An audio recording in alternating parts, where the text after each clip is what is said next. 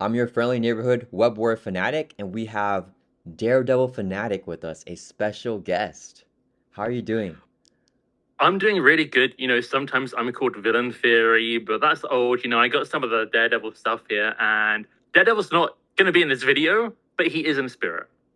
Yes, yes, yes. Thank you so much, Villain Theory, for coming out of retirement to join me for this video right here. You heard it here first, guy. Okay, no, okay, he's not officially. I don't know if he is. I don't know. You can bring it over to his channel and ask him, guys, if you want Villain Theory to actually comment down below. Come out of retirement if you want Villain Theory to come out of retirement, guys. Oh man. Okay, so today we are doing another tier list debate. And you guys may have seen the tier list debate that I had with Villain Theory, where we ranked every single villain in Marvel Champions by fun, like how fun we think that they are. And that video, I think, was that like 5 hours? I don't.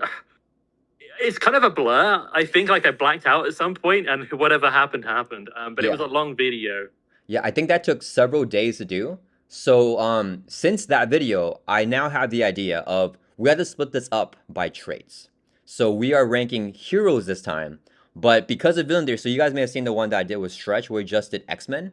That's because of villain theory, because I learned that with villain theory, my videos go way too long, so we're doing like one trait at a time. So we have villain theory here, That's and in this video, we'll be ranking every single Avenger hero in Marvel Champions after the newest heroes Hercules and Wonder Man were released, so all the Avengers are now in the game, and we're gonna be putting them on this tier list, ranking them by how strong we think they are. I just want to say I feel honored that I broke the system and made you have to change everything up. I think that's hilarious. There's not one person that's ever recorded with me where it's not gone like over the time limit. So I'm definitely the problem, but I think this will work well. No, I mean I will equally share the blame with you. I also always go over the time limit as well, so I think we are a bad duo. Oh yeah. But I yeah. always remember the Thanos multiplayer game with Nelson as well. Oh man. Okay, well that one I blame Nelson. That was Nelson's fault. He Hmm. was the one controlling the board, So yeah, Yeah, he's yeah. not here, so we'll blame him. Yeah.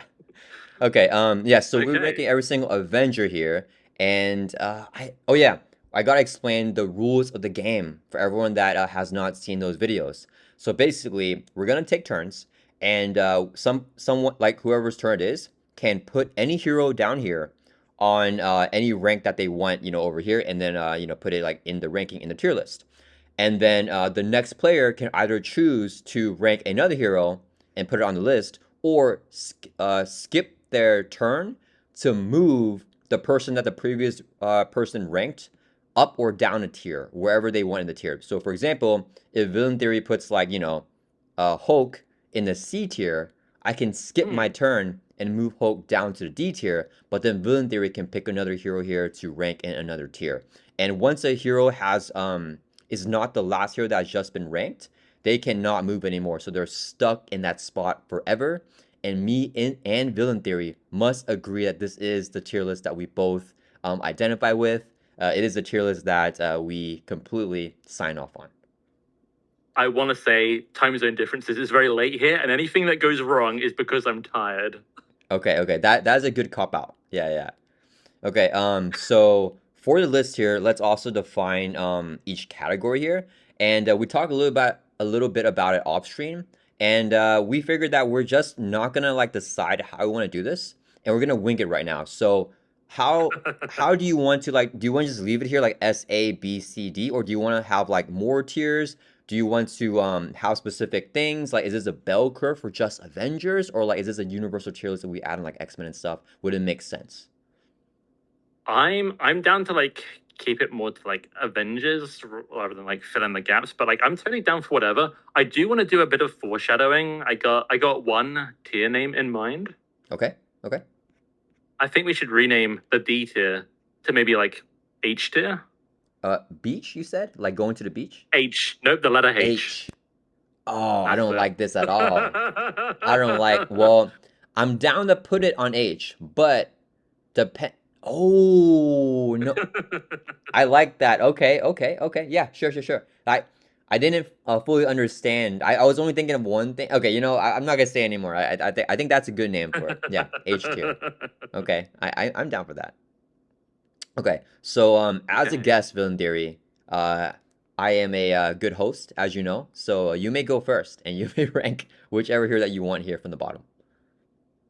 I was hoping you would say that because I have been waiting months and months for my revenge. I haven't said anything to you. Like, he needs to invite me back. He needs to invite me back because when we did that massive villain video, at one point you're like, whoa, no one's ever like played the system, like gone like that competitive before. I'm like, you know what? Maybe I should ease up a bit. And then you immediately put the two characters, in a place I really didn't want back to back.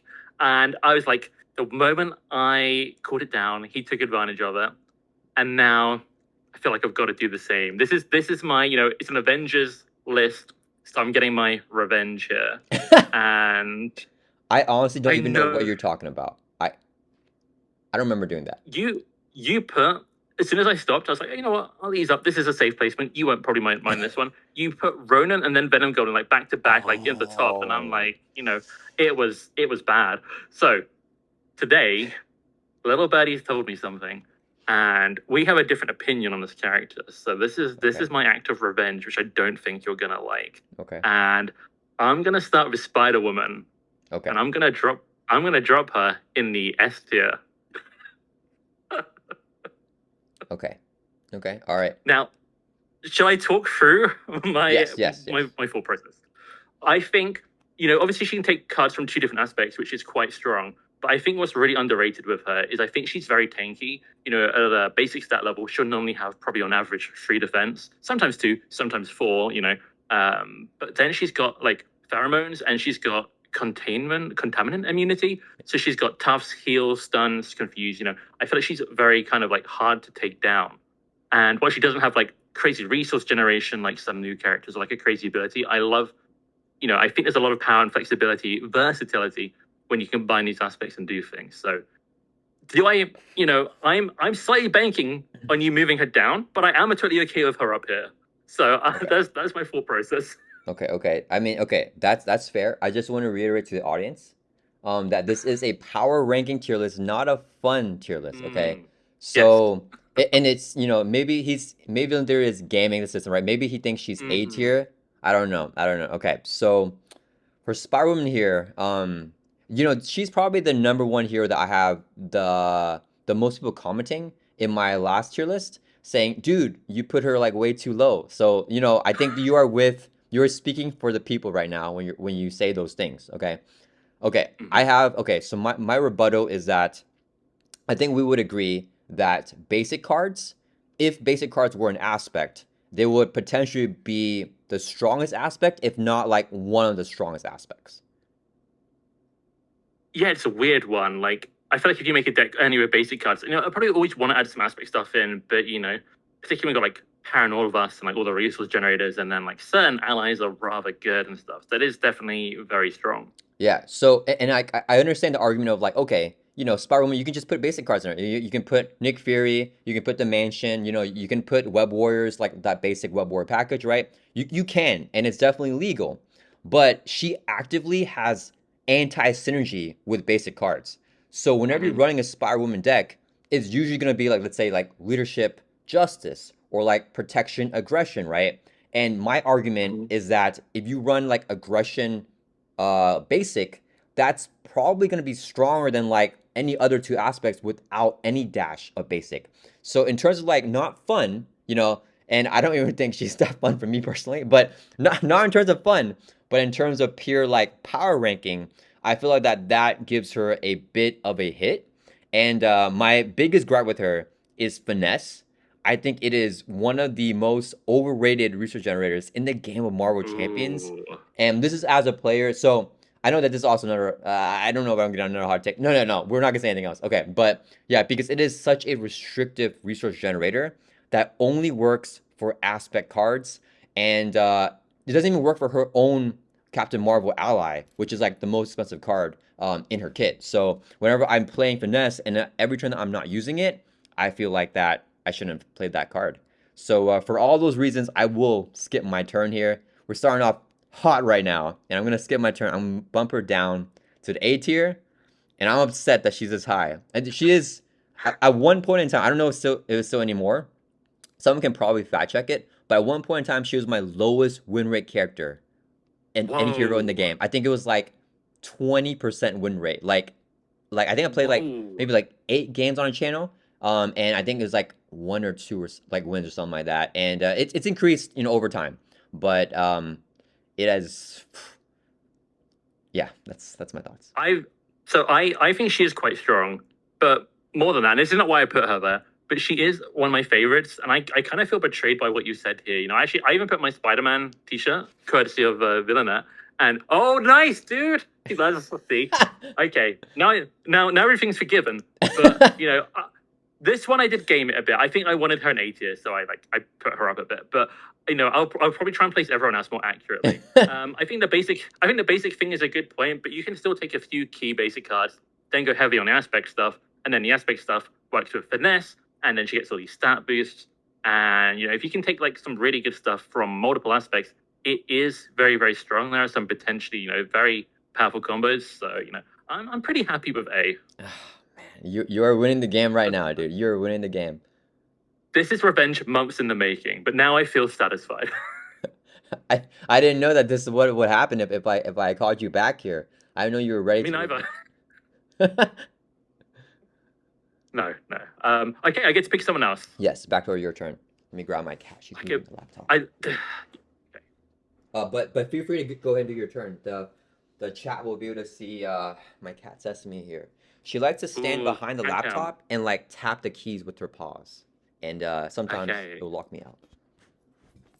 Ooh, and now I see a cat and I'm feeling a pull toward Tigra. I was about to joke, like I've got so much power here. I could put like Peter Parker in H tier, but I'm not going to. No, I'm gonna go for something. I'm gonna be legit from here, and I am going to pick. I'm thinking someone or maybe around the middle-ish, maybe. So many. I feel like the Avengers, like there's so many good ones and so many less good ones, on the grand scheme of things. Like, why would they come in the middle? I'm going to go ahead. I think she's got a lot of cards to boost her up. I'm going to go ahead and take Black Widow and drop her in B tier. Okay. I see you have opinions on this. Yeah, but it's your turn, so feel free to explain or defend. If you want to, you don't have to defend it, why she's... I'll state my case. Black Widow is actually a character I've rated like fairly low-ish for quite a while, but with Agents of S.H.I.E.L.D., she's got a lot of crazy things. And if we're talking power and like unchecked power, the things practice plan allows you to do with rapid response, for example, I think are kind of crazy. So I think she's definitely got like quite a boost, but just like the, Leo Fitz, I think it is Simmons, like, you get these, the little shield supports, sets everything up for you. The whole engine runs a lot smoother. I think the big weakness is a lot of her cards are she's good at preventing stuff, but when there's a problem, she's not very good at dealing with it. It's kind of how I feel. So I feel like maybe B is a decent place. I wouldn't be upset if she went down. I'd be surprised if you put her up. So I'm curious to see your opinion. Okay. You do make a really good... I think Practice Plan is a pretty crazy card for her. Oh, yeah. Yeah, like it's a 0-cost prep that like gives you more, like brings your prep back, right? So I think that's like exactly the card that she really needs. Yeah. Also, ready for a fight. Yeah. Really good card for her. Yeah, I think ready for... Yeah. So I think naturally I would put her in C for a reason that you stated of like, I feel like that she is good at preventing things, but if the villain throws the things at you before she's set up to prevent it, and a lot of like high tempo villains do that, then like she won't be, as strong as I think a lot of other heroes. Like if we're doing like a bell curve here, right, for all the Avengers. But I really want to turn, and I'm not mad at her in B. And I feel like if I keep on, if I'm just gonna nitpick here to move her down 1 tier to skip my turn, I may never get a turn, right? So I feel like I'm gonna just leave her there. Yeah. So I'm not mad at seeing her in B. I want to just go like do my turn. Okay. Yeah. Do it. Okay. All right. We're gonna do a new hero, and I really want to know your opinion on this hero too. So I'm not really gaming anything here. I want to hear your thoughts on this hero and how strong you think they are as well. So we're gonna do Hulkling here, and Hulkling may be... I probably need to think about it a little bit more, but I think Hulkling is probably my favorite from the Civil War wave. He's loads of fun. I love the economy, the double resources that you can play. Oh, That is like a new thing. If they keep doing that, that's gonna break the game. I don't think they should do that anymore. Cause like we've had double resources, right? But the fact you can play it as well, like the only downside of having double resource a double resource is if you're stuck with doubles in your hand and you have nothing else to play, right? Like just resource cards, right? Like a bishop's doing that, right? But mhm. Hulkling, if you have like the three basic doubles like strength, energy, genius, and you have his three shapeshift upgrade doubles, you can literally get a bunch of like you're doing so much that turn, which is insane. So just the economy alone is like top tier. I think that being able to Yeah. flip down with his Thor event, like through status locks, right? You can flip down hue, flip back up, right? So being able to have like free manipulation from alter ego to hero form, he is the new S tier hero for me. I think he is cream de crop, one of the top Ooh. five strongest heroes in the game of Marvel Champions, and definitely one of the strongest Avengers as well. I think he is all of that. What do you think about that, Villain Theory? Yeah, you know what? I sort of quote unquote really sort of retired not too long after he came out. Maybe around like the Hercules Wonder Man release. And I have played, and I actually played a lot. I actually think I reviewed him, but I feel like my opinion with the new characters, obviously the newer, it's less set in stone. So I want to put that out there. But I don't think this is crazy at all. My first ever Hulkling game, I put in a couple of cards I regret and stuff. I ended up in my opening hand fighting a bunch of my threat removal stuff, and it was threat removal for a 4-player game. So I basically spent most of this game just somehow, even when the deck reset, I had to, just as cards weren't turning up. But even without them, I was like 4-player, like dominating a lot of this threat with like a real focus on it, obviously on what he had. But he managed to. My deck was a train wreck that didn't work, and yet Hulkling was really performing really well. And even like when I was on threat moving, like he could put out this damage and all these things are happening, and he had so much money. And I feel like turn one for him a little bit slower than the average character, because you got to set up like some kind of thing. But doesn't really actually play out that way if you get a ton of money. But like after that, he's got so much money. Wiccan is a little bit silly. The shapeshifter event is a little bit silly. I think combined, there's a lot of silliness going on here. A silly shapeshifter, and he is really fun. I anticipated him being my favorite of the new four. He's actually probably third, but I think that speaks highly of the other ones. Not necessarily badly against Hulkling, because I do like Hulkling. I don't feel strongly enough to move him anywhere. I think S or A is probably where I'd put him, so I'm happy. This could be bottom of S, it could be top of S. We have no idea right now. Yeah, yeah, yeah. But I'm happy with this. I'm happy with it. Okay, awesome. Yeah, yeah. I mean, yeah. Speaking of your multiplayer game, like I played a game whole game multiplayer like with three players with strength and diversity, and it's an Oh, alliance card. I was mhm. playing it like myself, like so like late game, it's doing like 10 or more damage slash like thwarting or whatever, and you're just paying like six costs off yourself. It's crazy. I was like, I don't need y'all's help. It's okay. I was like, holy cow, it's insane. And yeah, and then my first game with Hulkling was actually a loss too. I played this pre-con deck, which I think is really bad, by the way. But my channel members voted for me to play that deck against Ronin, and I was like, Oh, why, guys? But yeah, we almost took down Ronin is the thing. Like I wow. was one turn away from winning, but yeah, but I lost. So but I think like that shows how good he is because I don't feel like his protection precon Mm. is. I think that's probably the worst precon of the Civil War wave, to be honest. But I haven't played pre-cons for quite a while, to be honest with you. I had like a really bad experience with one like around some of the X-Men one, and I was just like, you know what, I'm done. yeah, yeah, I'll yeah, play they're the definitely cards, not. but Yeah, not the pre-con. I would actually invite you to play some precons now because the precons nowadays are like pretty bonkers. Well, the Tigra pre-con Oh yeah. kind of that's got like everything she wants. I obviously tweak it, like if I have to optimize, but Yeah, yeah. I've had I've seen some good stuff, but yeah, I want to clarify. Like my first game in Hulkling wasn't a loss, but it should have been with my deck. Like he's got stuff and he can Yeah. do stuff, and even when like I'm a like lower player count, I don't know. I put him in this like damage shapeshift form, and I don't even need the threat removal forms. A lot of the time, you just got so much going on. So I think that's a Yeah. good placement. Do you want me to pick another character? Yeah, what do you mean? Are you ready for another hero on the tier list? Oh yeah, yeah, yeah, yeah. Yes, it is your turn. I Yeah. I'm gonna. I think I'm gonna pick a new character as well, and then I might leave the other new characters for a little bit personally. That's how I'm kind of feeling. But I feel like you picked a new one. I'm gonna be brave. I'm gonna pick a new one, and the foreshadowing is gonna pay off here. I'm gonna do something that I think a lot of people will disagree with. Maybe I actually don't know what public opinion is a lot on this character, Oh, but I'm gonna take. You know what's going on here. I'm gonna take Hercules. I'm gonna put him wow. in the tier I named after him, which is the H tier. That's the Wow. perfect. Look, I think Hercules when he's set up, he lives up to like the demigod deity kind of thing. Like when you have two or three of the labors done, he's like crazy. It feels like I'm playing like I think a lot of his design might be inspired by Ironheart leveling up, and I definitely feel it in like the power he gets. But Hercules without any labors is I think like worse than Hulk, like worse than like half his cards don't do anything or they're super overpriced until he gets like a labor in, and it just if you get bad luck, it's just painful. It can be really really annoying. Like I'm streamlining this entire deck to try and do them, and then there's an encounter card boost effect was saying, my signature ally's gone, and now I've got to try and play another ally to defend. I don't have one right now, and it just takes Yeah. forever. And I feel like under a high pressure scenario, it doesn't always go well for him. It's like Hercules, you get a good early game. Oh, I'm pushing him way up this list, but he's so unreliable. And if it takes like too long to get going, which I feel like it can, I'm just like regret picking up that character. So that's my reasoning.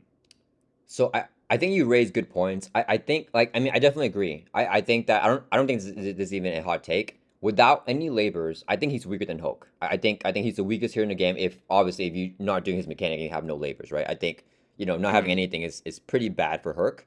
Um, I feel like okay, so we probably should clarify this. I'm not a good YouTuber, but for the tier list, I think we're talking about both like solo and at higher player counts, right? I know you like to primarily play like at higher player counts. I primarily played solo, but we both played like all counts or whatever, right? So this is kind of like an Mhm. average, right? So like especially for multiplayer, which I know you're like a more multiplayer type of player. I feel like Hercules is very good in multiplayer. So I played a game and once again using the precons. I think the precons for Hercules and Wonder Man are not terrible. But I played a two-handed game, and I played Hercules and Wonder Man precons against expert Thanos. And it was a tough game, but the moment that we as in Wonder Man and Hercules, finally got like two labors clear for Hercules, I never cleared the third one, but he just like stampeded like past Thanos after that. And I feel like it's like how much do you weigh in the big tempo hit of focusing on a labor versus how much do you value like what he does late game? And I think that even in true solo, I feel like that in every single aspect, he's able to clear out those labors pretty well. And from what you were describing, I feel like maybe you get protect humanity the most. I'm not sure. Like first. Yeah, I mean, like I always want the side scheme one because I feel like that's typically the one that I find easiest to Yeah. clear. But you know, sometimes it does not line up well, and I don't know. Like I mainly play two player. I do play all player games, but I mainly play two player, and seeing him side by side with other characters, it's just like quite painful for like until he's going. Suddenly you Yeah. hit those two labors, and it's like crazy, and then he's carrying the entire game. But I just feel like yeah, when he's got that, he's good. But I could just have a character that is kind of Yeah. good from the get go and going to be strong enough to overcome like almost any obstacle. And I feel like if this tier list was like all like heroes, maybe he wouldn't make like the very bottom here. Maybe like some other ones would like push him up a bit because there's Yeah. some more to put down here. But I feel like when I look at all these Avengers, he's one of the ones that I would like if I was like, bet money to beat this hard scenario on like first try. He's not like the lowest one probably, but he's like one of the ones I would really regret getting Yeah. just in case the labors line up wrong, my cards line up wrong to deal with it. The encounter cards mess me up. I'm like, oh, I don't know. I've had some bad experiences, and yeah, I put him Yeah. down there. Yeah, no, I mean, I think that's entirely understandable. I will skip my turn though because I don't think Ooh. so. The way that I kind of see him is more like an Iron Man, Ironheart, SPDR, Mhm. where like Yeah. he needs a turn setup. But once he gets that first labor, he's popping off. But I think that Protect Humanity is a lot slower to get on your first labor. And I don't want to skew your thoughts on what the community says. Here's my opinion on what I think the community. I think the community sees Herc as B/C tier, but Okay. there is a vocal group. I don't know if it's a minority or a majority, but there's a vocal group that says that he's A tier or S tier. Oh, I'm gonna get hate for this. And there are comments in my videos saying that. But there's also people saying that he's like F tier. You know what I mean? So like I think that, but it's like the S tier A tier is like very vocal. And I don't know I don't know if you agree. This happened like right whenever he dropped. So many people, I'm talking about like I've seen more than like 10 people say this, that they demolish expert Ronin in true solo in like every aspect. And it was like their easiest expert Ronin games playing as Herc over other heroes. And like that's one thing that I think that he can defeat Ronin. Oh yeah. Yeah, in true solo. But I think it is a lot of luck. You need the right labor first. And I think if you get protect humanity first, I don't think that'll ever be a win in true solo. And I think there's a 33% chance of getting that labor. So like, yeah, so that's kind of like my thoughts. But I am gonna sit my turn. I'm bummed up to see. And yeah, that's my thoughts on him. Yeah. I've made you skip every turn. This was only intentional the first time. I didn't realize people thought of him that highly. I mean, it's interesting. When I first started playing Marvel Champions, everything I was hearing was that Quicksilver was S tier. That was like a popular opinion.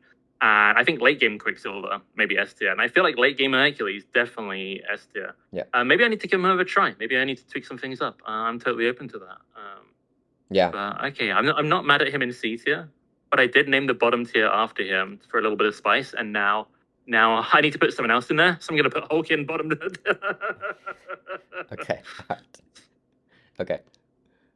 Hulk is, he can do some stuff. He can rush really well. I don't play a lot of rush, but he can rush really well. But he has very awkward card costs. A lot of them, not all of them, are overpriced. Like definitely a chunk of them. Like good luck with his threat removal card in like solo play. If you're relying on that for threat removal in any way, like good luck. His hero ability hurts him. His 5 hand size and alter ego. Hulk should have massive hands in any, like he's got huge hands, right? Like, am I crazy?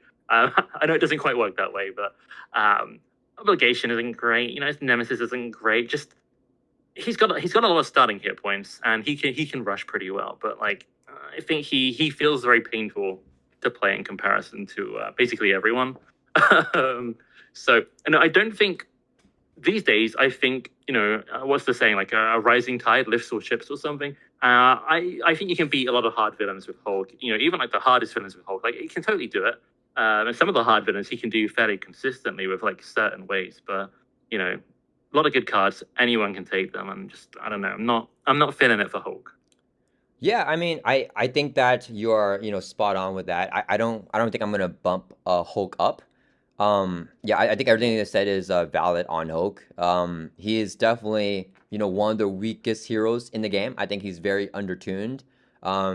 Yeah, it's unfortunate because like you're saying, he has big hands, but his hand size is literally the worst with the 5 alter ego hand size. Like my biggest gripe with Hulk is that in alter ego he doesn't have like more economy because he's Bruce Banner. So it's like you're smart, right? Smart people usually have bigger hand size, more economy in Marvel Champions. And yeah, I mean, I think everything said is on point. I do want to mention here for the H. So when you said H, I did not think Hercules. I thought that meant Hulk. That's what I thought you meant. And It's then a little bit of both. yeah, and then afterwards you're like, oh, and I was like, oh, I know what you mean now. Still didn't think Hercules. It's my turn here. I thought you meant, where is he? Hawkeye. And I'm gonna put That's another Hawkeye one. in the H tier, aka the F tier, after Hulk.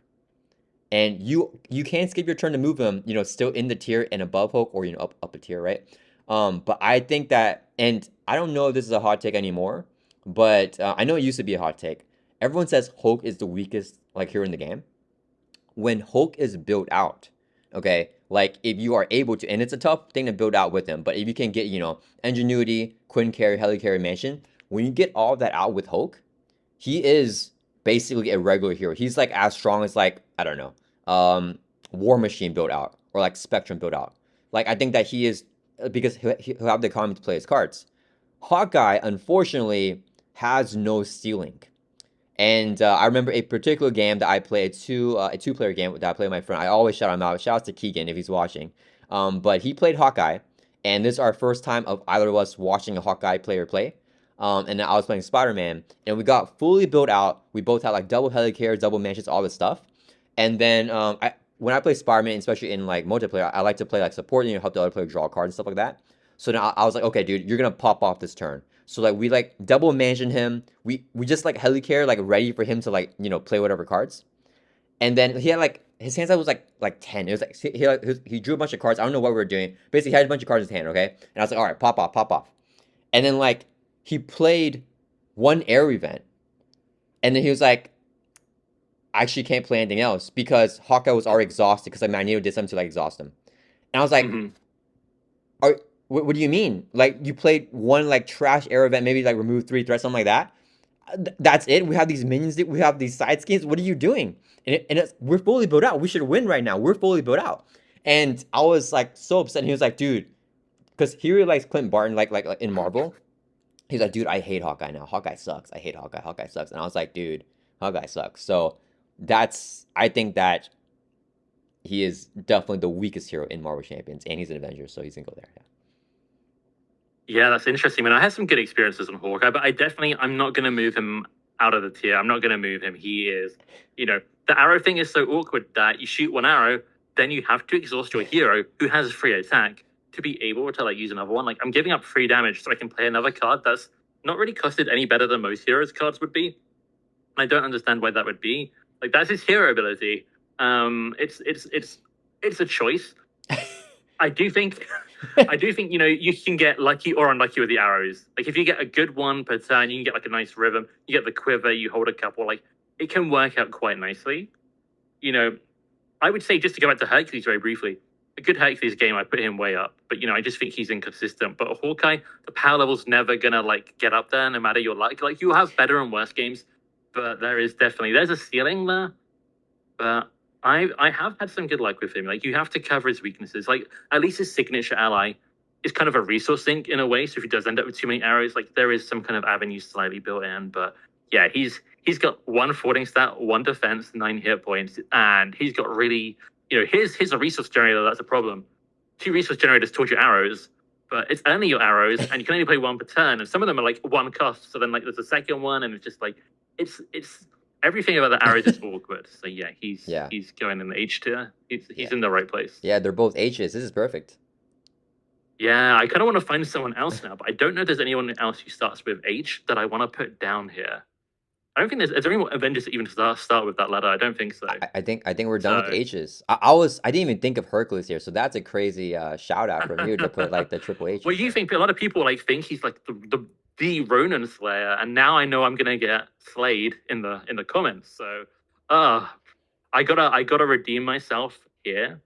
So, I'm just gonna do it. This is crazy, but I think people kind of expect this, or at least high up. So this is kind of it's not too big of a deal to put it up. And now maybe I'm gonna take Dr. S to S tier, and I'm gonna drop him there. I think in solo.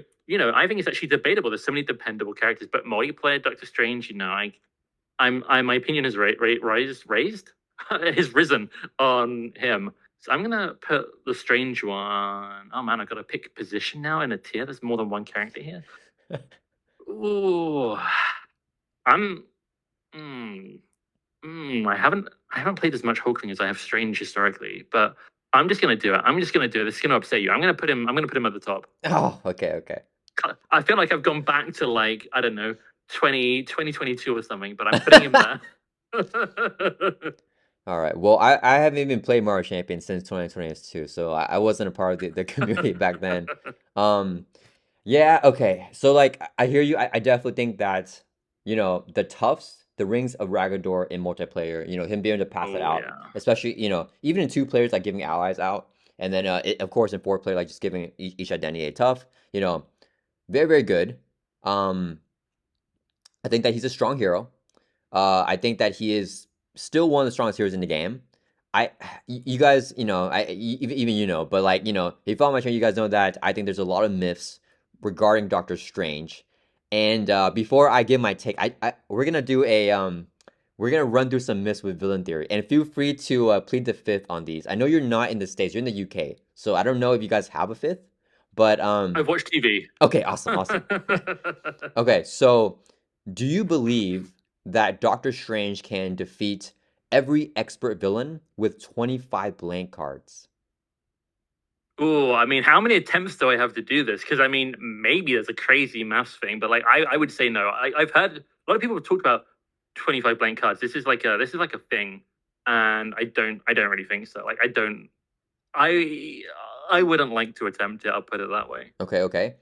I of course agree. So like I've done it multiple times on my channel, and for me, I'm unable to defeat Claw, like expert Claw with 25 blank cards. Like Oh, I'm always done with Claw. Rhino was doable. Claw is where like I draw the line. So like people have okay. literally told me like verbatim that they've seen multiple people defeat expert Venom Goblin with Strange with 25 blank cards in true solo. That's that's I'm not going to disbelieve anyone who says that, but I would like to see it. I would like a guide, maybe. I do not believe it. I have a vendetta because of this. This is my vendetta. So like people think I hate Strange. Okay, I don't hate Strange. I actually think that he's fun. You know, like I probably have him like B tier for fun. And I do think he's a very strong hero. Okay, let me run through like this gauntlet of questions. Okay, so next question, okay. Um, is Doctor Strange stronger in true solo or in multiplayer for you? Multiplayer by far, and I think a big part of it is the invocations are like generally really well costed. Like they the costs are good for what they do, but you don't know which one you're getting. And if you start under a high pressure scenario and you've got the wrong thing there, like I've got vapors of like Volta or whatever it is, like okay, Yeah. and then it's like maybe I get even like the damaged one, but at this point I've got like a crisis icon side scheme come out, and it's just things can go like really weird. So the solo thing, you got to deal with that yourself. But in multiplayer, anything urgent, you've got other players to kind of lean into, Yeah. and then the toughs get more value, and even Vapors gets more value, and so I just think multiplayer. Even his stat boost, like the weird attachment upgrade you can put on other players to boost their stats, even that gets better with more Oh yeah, targets. yeah. Like throw that on X23 or something. It's actually a very good card. So I gotta go multiplayer. Yeah, yeah. I mean, I could definitely see that side. I think that's another thing that's like the community's kind of split on. I feel like some people are so adamant that he's way better in true solo, and some people are adamant that he's way better in multiplayer. And like for me personally, I can see either side. It's a wash for me because I feel like in true solo, the status lock with stuns and confuses is like really powerful. And then I feel like multiplayer, the toughs is really powerful. So I feel like for me, it's just a wash. It's like he's good in both, you know. But yeah, I don't particularly think he's like better or worse in either. I think that he just kind of like does other things better and other things worse, like depending on true solo or you're doing two or more players. And then one more question, and that Okay. is, do you think it's possible in multiplayer to spam Rings of Ragador every turn? I mean, with the right deck, technically, I think mathematically it is possible. I don't know. He's not my favorite. I don't play him like as much as a lot of these other characters these days. But I play games where he's, just to go back to almost to the previous question and tie this in. Stun lock in solo is good, but I feel like in multiplayer, on average, once you have like a couple times of setup at least, the right deck, you can stop 2, 3, 4 attacks on average per round because you've got like stun confused and then like, multiple toughs out there. Like so, it's almost more Yeah. status lock. Like they can still activate if there's a tough, Oh but yeah, yeah. it would probably just get the tough. So I don't know if I'd say you just do it every turn, especially not from like turn one. Like it might take you a couple turns to even get to it. If you have a readying engine, then we're talking. And Yeah. there are ways and things you can do. Okay, okay. Yeah, yeah. My thing too is like a lot of people, say, Doctor Strange in multiplayer every single turn, just giving out toughs, and I'm like just what you're saying, I feel like early game, you still have to set up there, like no matter what. Mm. Like you're not giving out toughs every turn, no matter what, because it's gonna take you if you have a deck for that, it's gonna take a few turns to get there. And once you are there, you're doing less of everything else if you are ringing of ragadoring, like like spamming that, you know what I mean? Like I feel like you can't play every invocation and also rings of ragador, right? So like the other things that are like good about him, like maybe you can do one other invocation and the rings in a turn. Like you're not, doing like every single one. Especially if you don't get the card draw from wins of like yeah. So you don't get the card draw from like if that one's at the bottom, I feel like yeah. But okay, all that to say, feel free to add anything before I You know what? I don't think I actually explained why I put him up there, but it's basically the invocations are crazy. Like his actual cards outside the invocations, I think they're like very hit and miss. Some of them are quite like clunky, but you can generally almost a little bit like Hulkling, interestingly. You know, Hulkling could just play his upgrades or something, or spend like the doubles on upgrades or something. He can, if he's got like a bad hand, if he can ready up at least once, he probably spend half of his hand at least on these invocations. So if he has like, if he can make some of his bad cards, if he just happens to not get like, good aspect stuff to go crazy with, you can just like sync them into that. It's almost like a built-in resource sync. But yeah, the values are very, very good. Steady and Still does hurt him a lot. And I think if I included all the heroes in this tier list, like all the X-Men, all the Web Warriors, you know, maybe because I think that he does have some consistency, especially early on. Like maybe I put him very high A, like maybe in solo play for me. But I do think he is very good. Yeah. Yeah, no, I mean, I think I agree with like everything that you're saying. Like from like I remember you mentioned earlier about how like it can be like kind of randomized. Like if you get the vapor like whatever, that one stinks like a lot of the Mm. times. Yeah. Yeah, and a lot of people don't see like the RNG factor of like you like because I've had several people play him like in their first game. They're like, I want to play the strongest hero. I'm like, okay, I give them Strange because like people say Strange is strongest, and they're like, I hate it. Like I want the wins. Like that's the one that I want. Why I'm not drawing like what am I supposed to do with the vapors? You know, so yeah, but yeah, yeah, I think that he's a strong hero. I'm not going to skip my turn. Because I do think he is, one of the strongest heroes in the game. I will mention, I don't know if this actually ever happened. So in your last tier list, yes, you put him at the top of A tier. You did not put him in the S tier. Mm. And I know that specifically because for my recent tier list video, I also put him in the A tier. And I said, if you guys are mad at that, do not comment below. Go to Villain Theory's channel. He did it first. I'm copying him. And people specifically commented and said, I am marching over to Villain Theory's channel right now to show my frustration at Strange not being an S. So I don't know if you saw any comments. I don't know if they actually followed through with that, but people did say they were marching I over. I actually don't think anyone followed through with that, but I know by saying that it's going to happen right now. It's going to happen now. People see this. I think if I were to revise my tier list today, I think I did a solo tier list and a two-player one. In the two-player one, I gotta move him up to S, but in the solo one, I still feel pretty confident. Like top of A is like good. Yeah. All right, guys. So you heard it here. If you have any complaints about that, don't leave a comment here. Go over to Villain Theory's channel. He's the first person to ever drop Strange out of S tier. I didn't do that first. I had him in the bottom of S. Villain Theory dropped it on A first. So I want to talk about that just very, very briefly. And people love talking about Doctor Strange. I'm sure it's fine for the video. Sorry, guys. We'll rank some heroes soon. I just want to say, I think this is almost a bit like Hercules. Like when it goes really well and when it all lines up, it goes incredibly well. But when you're like when you're under pressure at the start, it doesn't like necessarily. Like, you can have a few more issues at least. And I think there's so many characters these days and so many good cards that any character can take that if there's like a bar you need to get over to beat even the hard scenarios, a lot of characters can get over that quite consistently without hoping they draw like if you get like one or two not great invocations on top. And starting with vapors on top is like 20% chance. I mean, I guess you can get rid of it, but like it can just it totally happens. So I just feel like that just pushes him down a bit. And there's so many characters that can also like do extremely well without having to deal with that stuff. yeah. Yeah, no, I totally agree. Oh, I'm gonna mention one more downside of Strange too, because we're just gonna this video is all. I should change the title to just be like talking about Doctor Strange.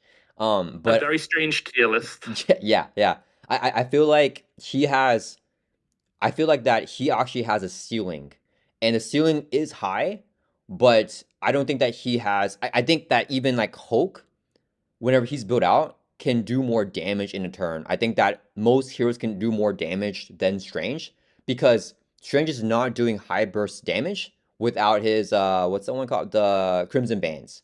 So Yeah. like and if you don't have the way to keep the Crimson Bands on top, the amount of resources that it requires to like exhaust and to like spend resources to play the Mystic Arts card and the actual 2 cost for Crimson Bands over and over again, it's not efficient if you're just trying to gun down like a expert Venom Goblin on that final stage. So he actually has trouble like garnering enough damage there because you need the Crimson Bands because his attack event is not a consistent like reliable way to do burst damage because it's kind of low. Yeah, I will say you can like build him to do more damage. Like you could do like something like I know Daring Lime did, which is like hone technique, dive bomb Oh Doctor yeah. Strange and Solo, and just win stuff with Tomb card draw to like have a million cards and then like blow them up. But you know, it's Oh not. yeah, It's a yeah, little yeah. weird. Like you know, you got to line up. So yeah, I mean, Doctor Strange is ultimately, I think he was designed as a support character. He was so good at supporting, like he supports himself to victory. But Yeah. like, I feel like he's meant to be a support character, not a high damage character. I think damage, like particularly like minion clearing, is like a weakness of his. Yeah. Yeah.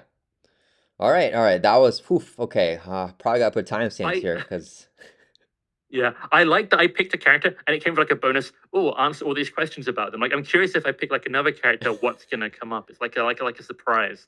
But I think it's your turn to pick someone. I think hopefully that's the only one. I don't want to do that again because I feel like because like those are like a lot of myths. And honestly, man, I Mm. should I do a video where I ask every content creator like those questions because I feel like some people are so divided on those questions because like I've heard both sides. So like I just personally am like I don't know. I'm shocked for the myth of the 25 playing card thing. And like if you look it up right now on Reddit, there's tons of people like that are like there's like threads of people just like, of course he can do it. Yeah, oh yeah, pick Strange, like he's gonna do it. And I'm like, dude, this is like on a public thread and like no one is disproving it. Everyone's just agreeing. And I'm like, I don't know. I don't know how that's possible. I just don't get why the myth is he's a legend. He's a legend in the game. He is a legend in the game. On that, we will agree. Yeah.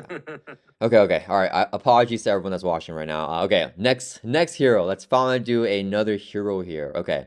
So I gotta do someone like here to like fill this out a little bit, right?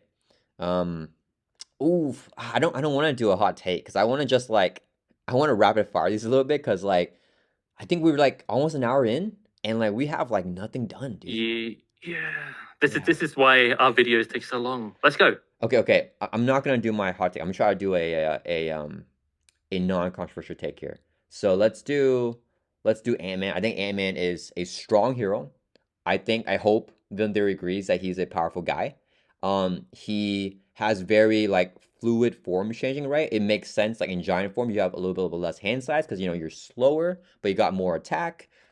Each time he changes to a specific form, you have a response where you get like a benefit, right? So you switch to tiny form, you can Mm. ping a threat off. In giant form, do some damage. You know, in alter ego, you get to heal. So very like you know good fluidity and good incentive to flipping to all your forms. So I think he's a strong hero. I'm putting him in the A tier.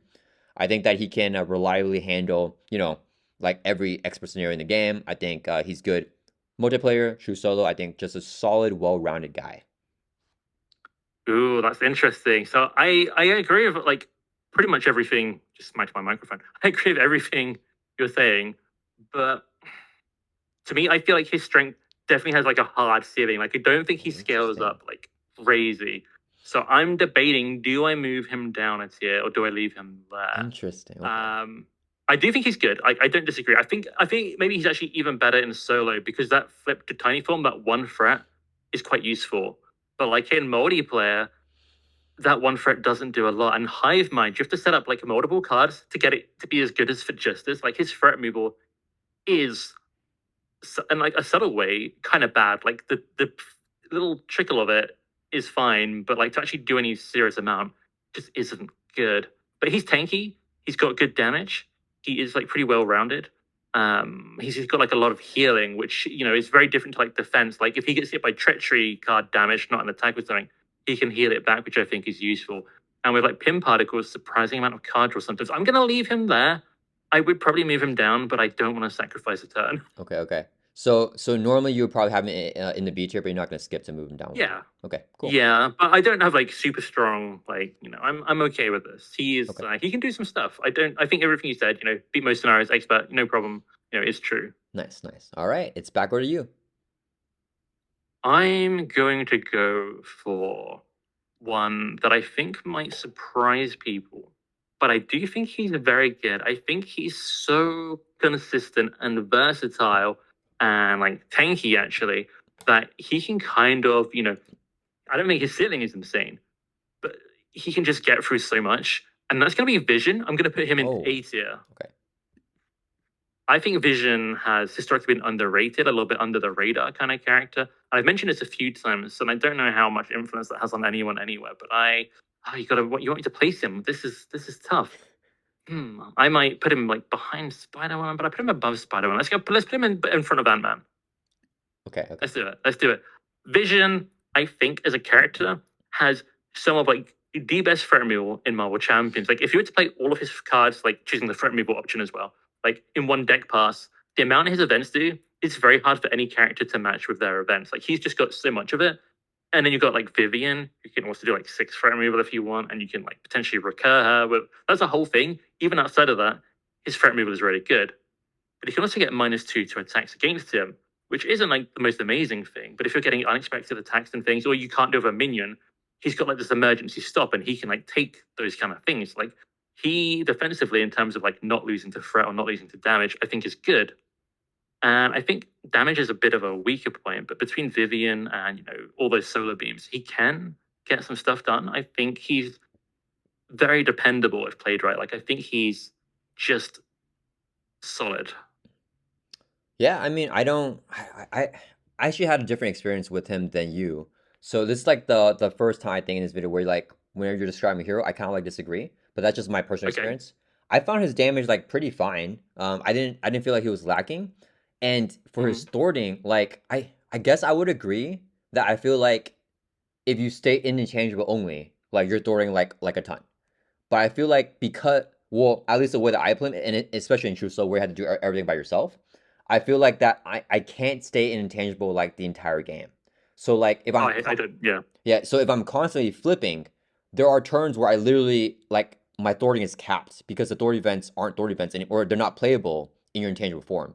So I feel like his thwarting is good if you stick strictly to intangible, but I feel like if you're like doing like a wall round type of thing, like doing some damage, doing some thwarting, then like I feel like I don't know if he can actually like I think his thwarting is so solid. I don't think it's like as amazing as like that. I feel like you want to say something. Okay. Yeah, I mean, it's interesting how you play. I normally in solo or multiplayer, I'm not actually like to flip. I don't do a lot of those builds where I just stay intangible and like gather up minions and play bringer. I don't really like it's too kind of like hit and miss for me. Or like I do just keep flipping. I play him kind of like Ant Man. I flip almost every turn with him unless I have a reason I have to stay. So if I start in dense form, I can go to intangible and play that card. Or if I start Mm. in intangible, I can just play the 14 then and then change. And obviously, if there's like a patrol minion I have to defeat, then I have to like switch. Like that's a bit of a problem, but that's quite a rare occurrence, I would say, for me. So Interesting. if you Yeah. play like all 3 solar beams for threat removal, and then there's 2 other threat removal cards, it's like 21 threat removal just there per deck pass, and then Yeah. Vivian, it could potentially be like 27, 28. So I don't know. I'm Team Vision, but different experiences is definitely a thing, and he can have a little bit like sometimes draw the wrong card in the wrong form does happen. So I get it. Yeah, no, I mean, I think that's definitely fair. I think that I don't flip every single turn, but like maybe I flip like sometimes I flip like turn to turn, and sometimes I like stay in a form because I want to be in this form for like the next turn or whatever. Or if I draw my Mhm. defense event and I'm already in solid form, I'm like, okay, well I'm staying in solid form. So That defensive end never lines up for me because I flip so much. yeah, yeah, yeah, yeah. Yeah, so I mean, yeah, I think naturally I would put him in the B tier, but I'm not gonna skip my turn. Mhm. I feel like I'm fine with keeping him in the A tier here. Yeah, I mean I would put him in Cool. the B tier for sure above Black Widow, but yeah, I think that he's a solid hero, and I think that I mean my biggest gripe with him though, I don't know if you like feel like this is a hindrance. I hate the official ruling that you only have a 5 card hand Oh, size because the intangible mass from upgrade where you get +1 to your hand size, making it 6 is like not like active during setup. It's active like after setup. So like I think that he has one of the weakest starts for any hero because of that. I just feel like I don't know. Yeah. I do think that is a little bit annoying. And here's something I'm going to call out Fantasy Flight Games on this because if you listen to them in old podcasts, they're like, "Oh, that was a mistake." The rules people have doubled down, saying it was always intentional. That's not true. I've heard Fantasy Flight Games people say it was not intentional, but they're like sticking with it. So I do think you can flip to hero form, like go to dense, like you can get your card draw kind of thing there. It's not the end of the world, but yeah, that is annoying. Yeah. Yeah, yeah, yeah, yeah. I mean, you can always get that card draw back. And yeah, I mean, I personally, I mean, you should have asked me first if I thought it was intentional or not, because I would say that I thought that that's unintentional. I feel like that there are a lot of things in Marvel Champions with the rules that I feel like aren't intended to be that way, and it's just the way it is. Yeah. And obviously, for anyone watching, you can just house rule and play Vision with the 6 card hand size. There's nothing Mhm. wrong with doing that, especially because I mean, you just said that you heard them say literally that it is like the original intention to have him with that 6 card hand size, and I think that feels a lot more true to character because I don't see why he would start with 5 cards. But yeah. Yeah. Oh, Cool. it's my Okay. turn. Yeah, I think it's over to you. Oh, I forgot. Okay, it's my turn. Okay, so feels so nice to have a Rapid turn. fire. Yeah, rapid fire. Okay. Um, let's see here. Okay, so rapid fire. I gotta do something non-controversial to get this rapid fire like through. Let's do Black Panther. To me, is straight in the middle of the pack. He is in terms of how fun I think he is. I think he's middle of the pack, but also in terms of power ranking, he's kind of like my middle of the pack hero. I think that there are plenty of heroes stronger than him, plenty of heroes weaker than him. I think that he has good economy with his vibranium. But other than the Golden State, there's nothing like sustainable with that. It's just if you draw into doubles or not.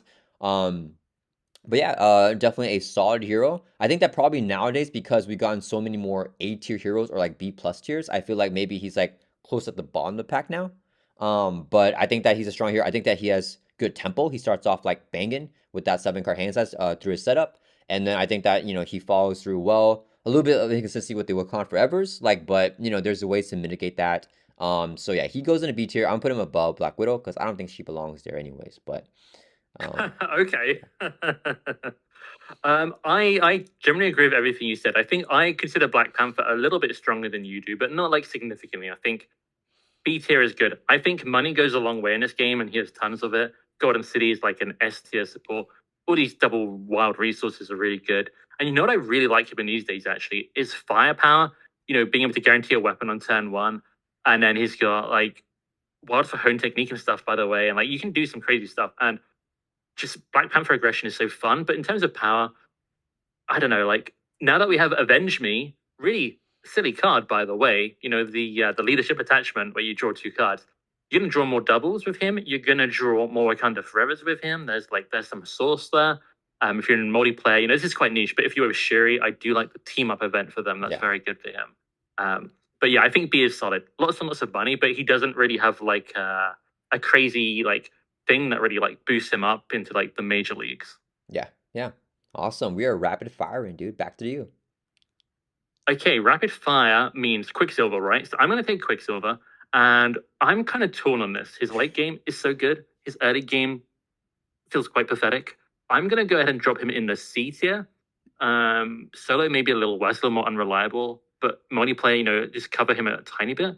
I'm gonna listen to the people. People like Hercules. I'm gonna put Quicksilver below. And yeah, he's fast, but he's slow to accelerate. Right? He's gonna play all this stuff because his stats are 1 on 1, and 9 hit points. But he can. We have more stat boost these days, which I think help a lot. When he's running fast. Yeah, I generally agree with everything you said on him. I always call him Slow Silver because like he's like one of the slowest heroes in the game. I don't know why he needs so much build out for like this supposedly like quick character. He doesn't feel the mag to me because I feel like why like he's so slow, but then like why is Quicksilver getting like so buff to where like he's doing like 100 damage in a turn? Like I get it makes sense for him to do 100 damage by like readying up a lot, but he's swinging for like 5 at some point. You know what I mean? Whenever you build his attack stat, or he's storing for like 5, right? So it's like, why is he's not that smart, he's not that strong. His stat should stay low, but the readying should go like crazy or something. So yeah, I don't think he feels a magic character. I'm not a big fan of like that design, even though I think the character's cool. I think him readying a lot is thematic. It's like he does this, he does this, he does this, he's there, he's there, he's there. But the stats, like having to play all the stuff, and I hope I draw the right thing, it is better these days. I think one of the last things I shared on the community side of my YouTube channel, which has, been months, I did a Quicksilver game, and we managed to get down like Heroic Intuition, Heroic Conditioning, and basically his like falling stat was 5. And I drew all 4 like always be runnings, the maximum velocity in the one hand. That felt great, but that's a late game kind of thing if it ever happens. So yeah, it's kind of weird. Yeah, So yeah, I'm yeah, yeah. I saw that post and I was like, oh, that's cool. Um, so yeah, I mean, I thought that. So I can see in the same like as Herc. I thought you would put him in front of Herc because you want a Herc down in the H tier named after Herc. But it's crazy that you want to go with like the supposed I'm gonna say alleged community opinion because it's what I'm saying. It's not we don't know if the community actually thinks that, right? It's just what I think. And oftentimes what I think the community thinks is like not correct. Like I'll be like, the community thinks this, and then like community's like, no, we think this. So that's just what I'm telling you. Maybe I'm even purposely lying to you. I don't know, but I'm shocked that Well, you put him there. I think both these characters have like similar strength and weakness, right? Like early game, not so good. Late game, absolutely phenomenal. And I could switch these around. I could even put Quicksilver in the bottom tier. If you move him up, I would be a little bit surprised, but Yeah. you can do what you want. And here's the thing: maybe I'm gaming the system. Are you going to move him up above Hercules? I'm gonna leave it in your hands. No, I think that I actually think Hercules is better than him. I think Hercules is Mm. stronger. I think Hercules is more fun. I think Hercules has a better late game in solo.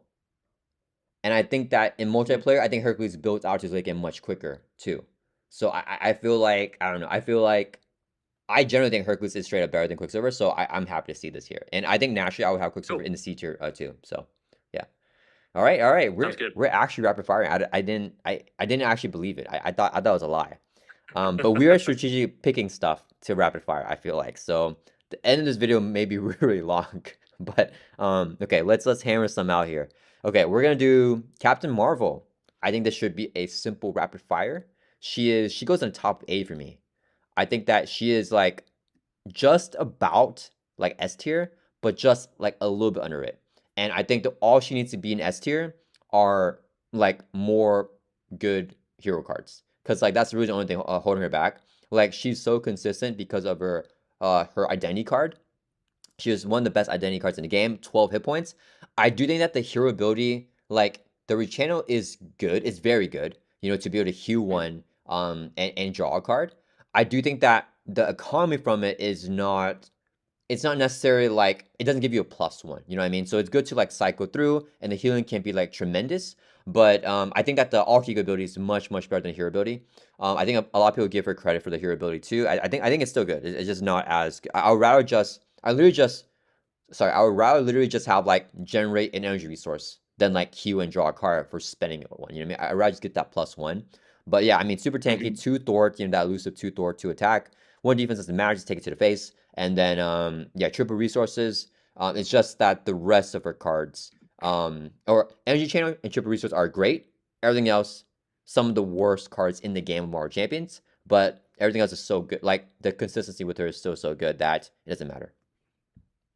I am so torn whether I should move her up to S tier or not. I Oh, don't okay, think she okay. goes down at all, but I think she is really good. And now we have Avenge Me, and for like Avengers, I feel like this is a game changing card.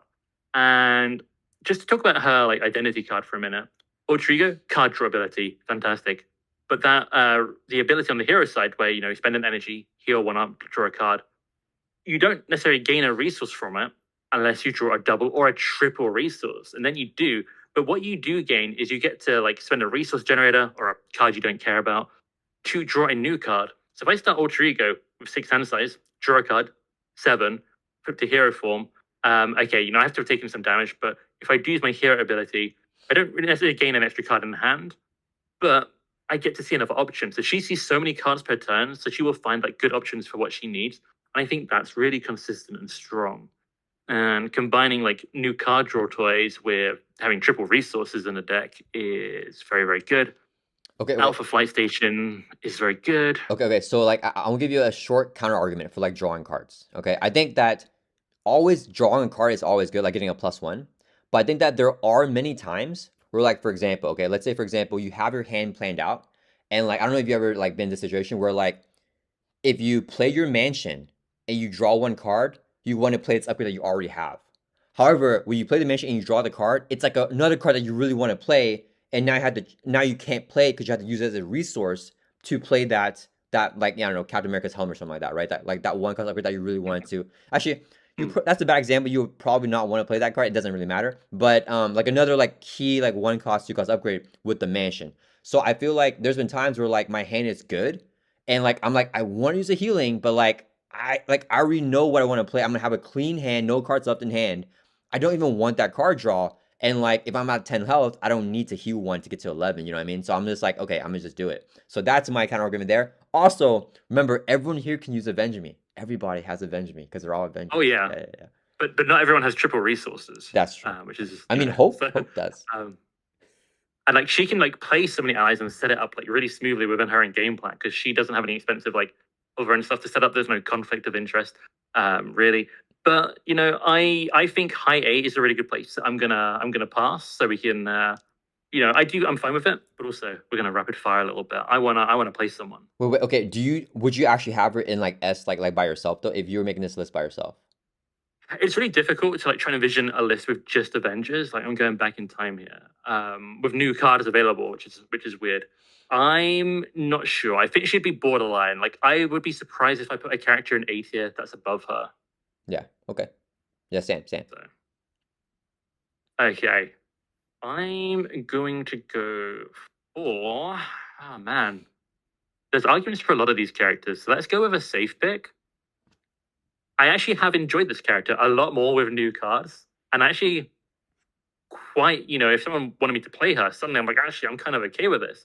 But I just think there's so many flaws baked in, especially if we consider solo playing this whole thing. I got to take Valkyrie. I got to take this easy.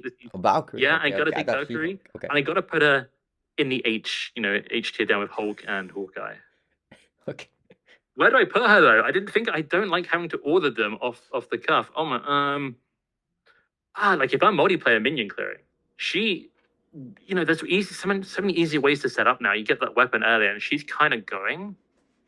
But I don't think I move her up to C. I'm gonna go crazy. Is it crazy to put her above Hulk? I don't know. Let's go crazy. I'm on Web-Warriors. This is Web-Warriors video. I'm gonna put Valkyrie, taking into account multiplayer minion clearing, above Hulk. Okay. I'm doing it. I've done it. It's there. I mean, I think that's not like a crazy take. It's crazy for you though. Okay, so I don't know if like everyone like knows your takes on like all these heroes. I don't know your takes on all of them, but I'm shocked that you said that this is a hero that you've liked more with the bigger card pool, and you're like Valkyrie and H. Like what? How is that a way to start off with that statement? Okay, here's the thing. A rising tide lifts all ships, and that's what I feel the problem is, because, I can like superpower training or lock and load to get that Dragon Fang earlier, and she's kind of online. Yeah. But Quicksilver, not only have I got combat training, I've got like aggressive conditioning. If it's multiplayer, maybe there's like specialized training. There are ways to help, and people that can help find things if you really synergize, things like that. I mean, just taking solo into account though, like, just a baseline before you find any of the right cards, because you could just not find any of the stuff in your opening hand and mulligan. The obligation, the Nemesis set is, I want to see like if they got secret testing files, who in the testing had that Nemesis set come out. I was like, this is fine, this felt reasonable. Who did that? I don't think it happened. I don't know. It probably did. I don't think it did. So yeah, I just think she's too flawed to move up, but I think she is a lot better and can still do well in the right circumstance for sure. So I mean, I don't disagree with anything that you said.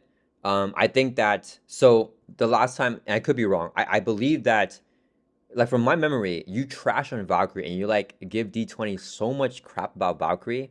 Like in every video that I do with you, like there's even D20's not here, and you'd be like, well, Valkyrie's the worst, and then you like talk about something else. I think like the video that we did with Nelson also, like you found a way to bring in Valkyrie too. Like there's always like all the time Valkyrie's just coming up, and then I believe you also said that she's the weakest hero in the game, in your opinion, at some point in time. I don't know if that's true, but I believe that you had her like here, like under Hawkeye and Hulk. But I'm not sure that. But clearly that's changed.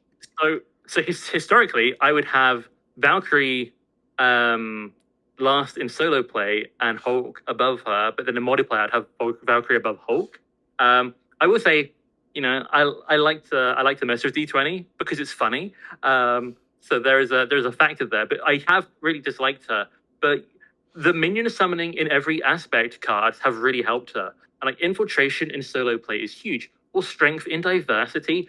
And even if like that Nemesis set is like you can't fort, you can't do this, you can't do that. But like strength and diversity can kind of get around that. So, we've also got like squared off, come and get me, but we've got all these really kind of interesting tools that actually work really well with her. So I think she's moved up a lot, but like, so has every character.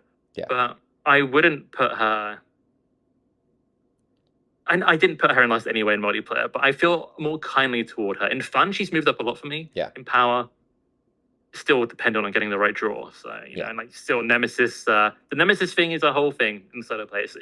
The floor is too strong, but that's how I feel. Yeah, no, I mean, I feel like that's on point. I also like completely agree. Like in my true solo list, I have Hulk in front of Valkyrie, but I think in multiplayer, I would actually move her up. Maybe C or B or something like that. I think that she's not only fun in multiplayer, like it's so fun, like cleaning the board minions and readying up and doing like villain attacks in between, like killing minions. I think that's like super duper fun, and she has so much.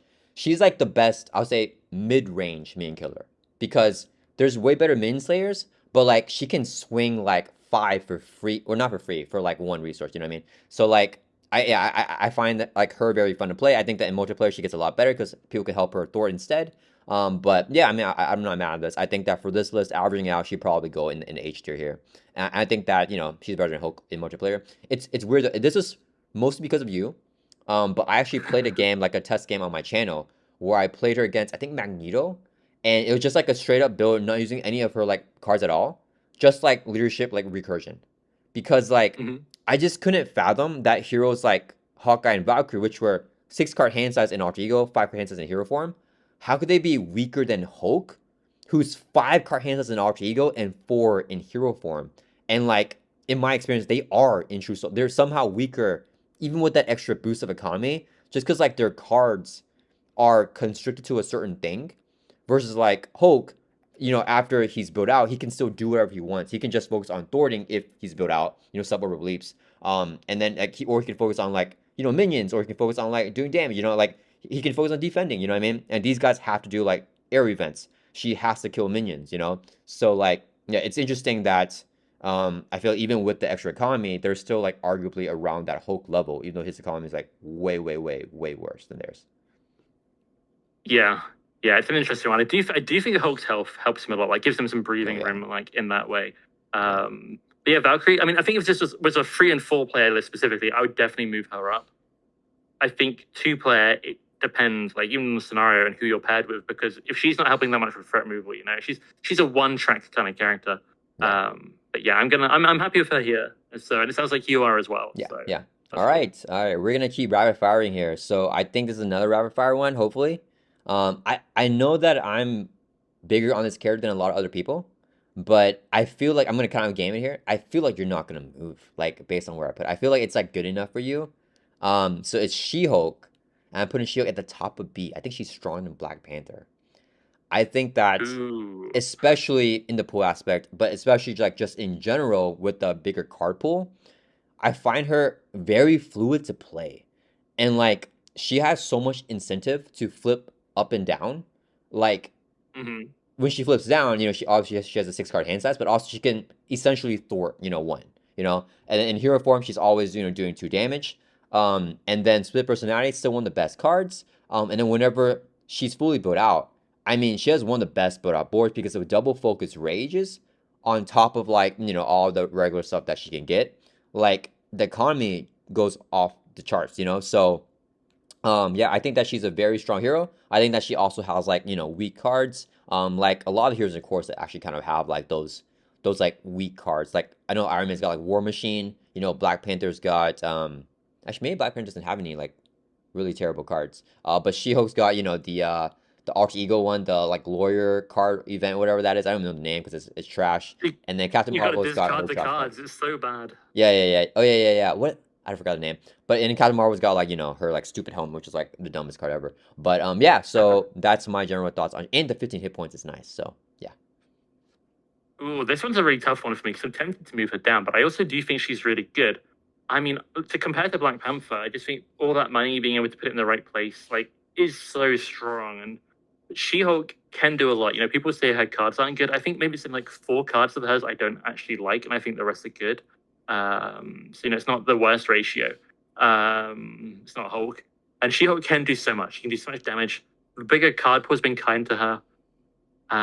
Want to try her with one of those new cards coming with Echo. See some maybe a little bit of readying, a little bit Oh of yeah. some stuff there maybe. But with what we've got right now, I don't think this is crazy. I would probably move her down, but I'm not offended at this. I do really like She-Hulk. She-Hulk is kind of a fun fact. It's a hero I struggled with for a very long time, and I just asked someone on Discord who liked this character. How do you play this character? How do you play this character? And I had to like break through this wall. And I think what actually happened is I kind of did a little bit, and it was all right. But then Colossus released, and he also likes to flip a lot and is a hard hitting character.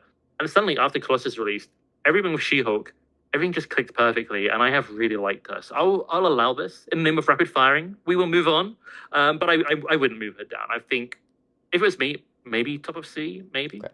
but a very strong endorsement that I think she is good. Awesome. Man, I love this rapid fire thing. Quick question, and feel free to plead the fifth. Where would you rank Colossus if? Because I love that guy. He's super fun, but for power, where would you put him on this tier list right here? Colossus is a bit of a Hercules. Good Colossus games are off the charts. But if Iron Will is at the bottom of your deck and you come up under pressure, and like if I was talking solo, where's your threat removal? You can obviously round him out, but then your peaks are higher. And he has certain bad matchups, so it's really weird to average it out, especially a lot of new scenarios being more disruptive. It's a really weird one. You don't have to answer. I'm kind of thinking looking at this. Maybe I will slap him in B there. Okay, cool. Just just curious there, But I think he could peak higher than a lot of the characters in B tier, but he could also crash lower than them. That's kind of the Hercules problem. So Yeah. that's Okay. my little disclaimer. Don't hate on me in the comments. Do it privately. Yeah. Don't hate in the comments. Go to Villaintheory's channel and hate on his No. comments. Yeah. No. All right, so it is back over to your turn. I have a lot of opinions on all of these characters, and I'm going to go for one that I think you're probably going to disagree with, and I don't know your stance on this character at all. It's a newer character, but it's not the newest characters, if that makes sense. And I think a lot of people are down on this character. I'm quite up on this character. Part of me wants to put them really high up, but I'm going to go for Falcon, and I'm going to put him at the top of B tier because, maybe I'm a little bit more of a control player than a tempo player, but I just feel like the things he can do, when he's piloted well and use Red Wing well, but you're not relying on Red Wing, but you do use a resource sink when you want. You can throw 10 resource cards into Falcon, and you play so many cards, and when it doesn't line up, just Red Wing a couple times that turn. You can get a lot done, but then he's got his aerial recon card, I think it's called, and I feel that card, Global Logistics is one of my favorite cards, being able to set things up for the future, and I feel that is very, very strong. Yeah. So I'm a big believer in Falcon. Okay. Yeah. I mean, I know that you are a big believer of Falcon.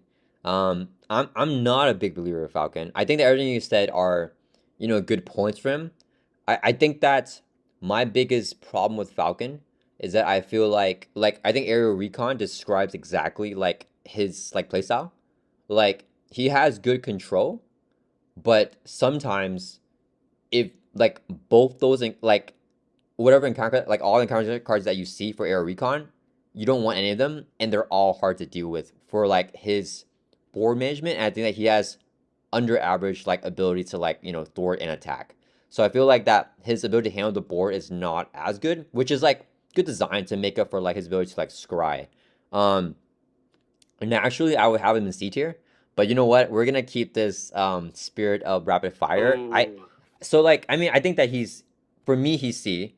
I think that I could see him going up in multiplayer for sure, and I think that what's that one? Draw Their Fire in multiplayer. Oh yeah. That is really good. It's really fun. It's really awesome. So I think that is super duper cool in multiplayer.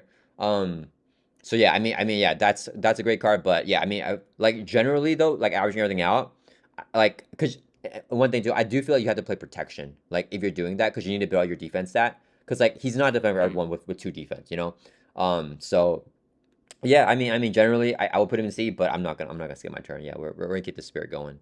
Who's gonna be the first one to break the spirit is the question. Yeah, I mean, I almost put Falcon in A tier. I'm that much of a believer, but I almost a multiplayer player, like, so he's not dependent on doing everything. And I also play him with like a crazy amount of resources. So when he is doing stuff, like maybe his cards aren't doing as much on average, but I'm playing a lot of stuff. Yeah. But yeah, no, I totally get that.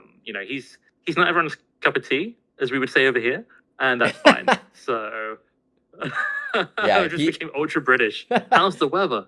It's raining. You can go next.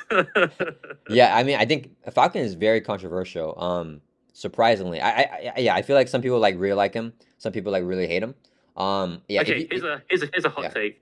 I hate his precon, and I don't especially like playing him with like the leadership aerial stuff. I almost think it's a trap. I think it can be done well, it can be refined, but like there's a lot of it that doesn't gel in the way I want. Like it's a very slow setup-y thing, and he's a very slow Oh, it's character. so slow. And I Yeah. think that's kind of like I think that kind of set people up into a trap with him. Yeah. I so I mean, I have a lot of thoughts on that. So I think that I agree with you. I entirely agree. I think it's too slow. So many people have told me that's the way I need to play him. And if I play him that way, I'm killing. They always, because like I guess my channel is now too focused around Extra Ronin, but they're like, that's how you beat Extra Ronin. I've done it with Leadership Falcon, readying up all your birds and exhausting for the effects. And I'm like, bro, how can I have 3 allies out? I can't get 3 allies out against Ronin, even with like another like strong hero. Like even with Strange, it's hard to get like 3 allies out against Ronin, you know? But yeah. Yeah, I agree with you. I'm sure it's possible to beat Expert Ronin with like an aerial deck, but I would just say Mighty Avengers, throw some Avengers stuff in there. Even take Avenge Me now, why not? Oh yeah. I'd rather have that. But I also really like him in like aggression. I like him in justice. I like him in protection. I like him in pool a lot. I think he does really well in pool. So, I would recommend like all of this above aerial leadership, which is kind of sad. Yeah.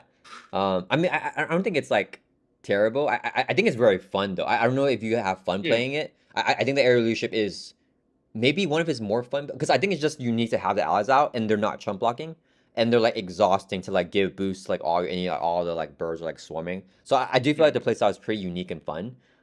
It's just more for multiplayer in my opinion because like I can't get that set up like by myself. I don't know. Yeah. Yeah, that's fair. Okay, wait. So it's back to my turn. Okay, that's crazy. Yeah. If you put him in A, I would definitely have to skip my turn to drop him down to B, and I would have put him in the bottom of B. So this actually ended up better for you, because now he's at the top of B. So. Okay, perfect. I gamed it accidentally. Dang it. Okay, I'm gonna try to keep this going here. I think Captain America. I think we would both agree. He is not as good, not as strong as Captain Marvel, but he's like tippy top of A tier as well. He's Mr. I can do this all day. Super versatile, super well rounded. And I think he's better than Vision because he has no forms. He's good in he can Thor in any form. He can attack all the time. He can ready up on demand. Yeah, super classic hero. He's got the double super soul serum to build out the economy. Everything just very like good. I think that his ceiling is not as high as other hero ceilings though. I think that one discard to get the ready like is really good. It's better early game than his late game. I feel like that his damage, like especially with like just playing like for example 3 heroic strikes, like only doing 6 damage for each one.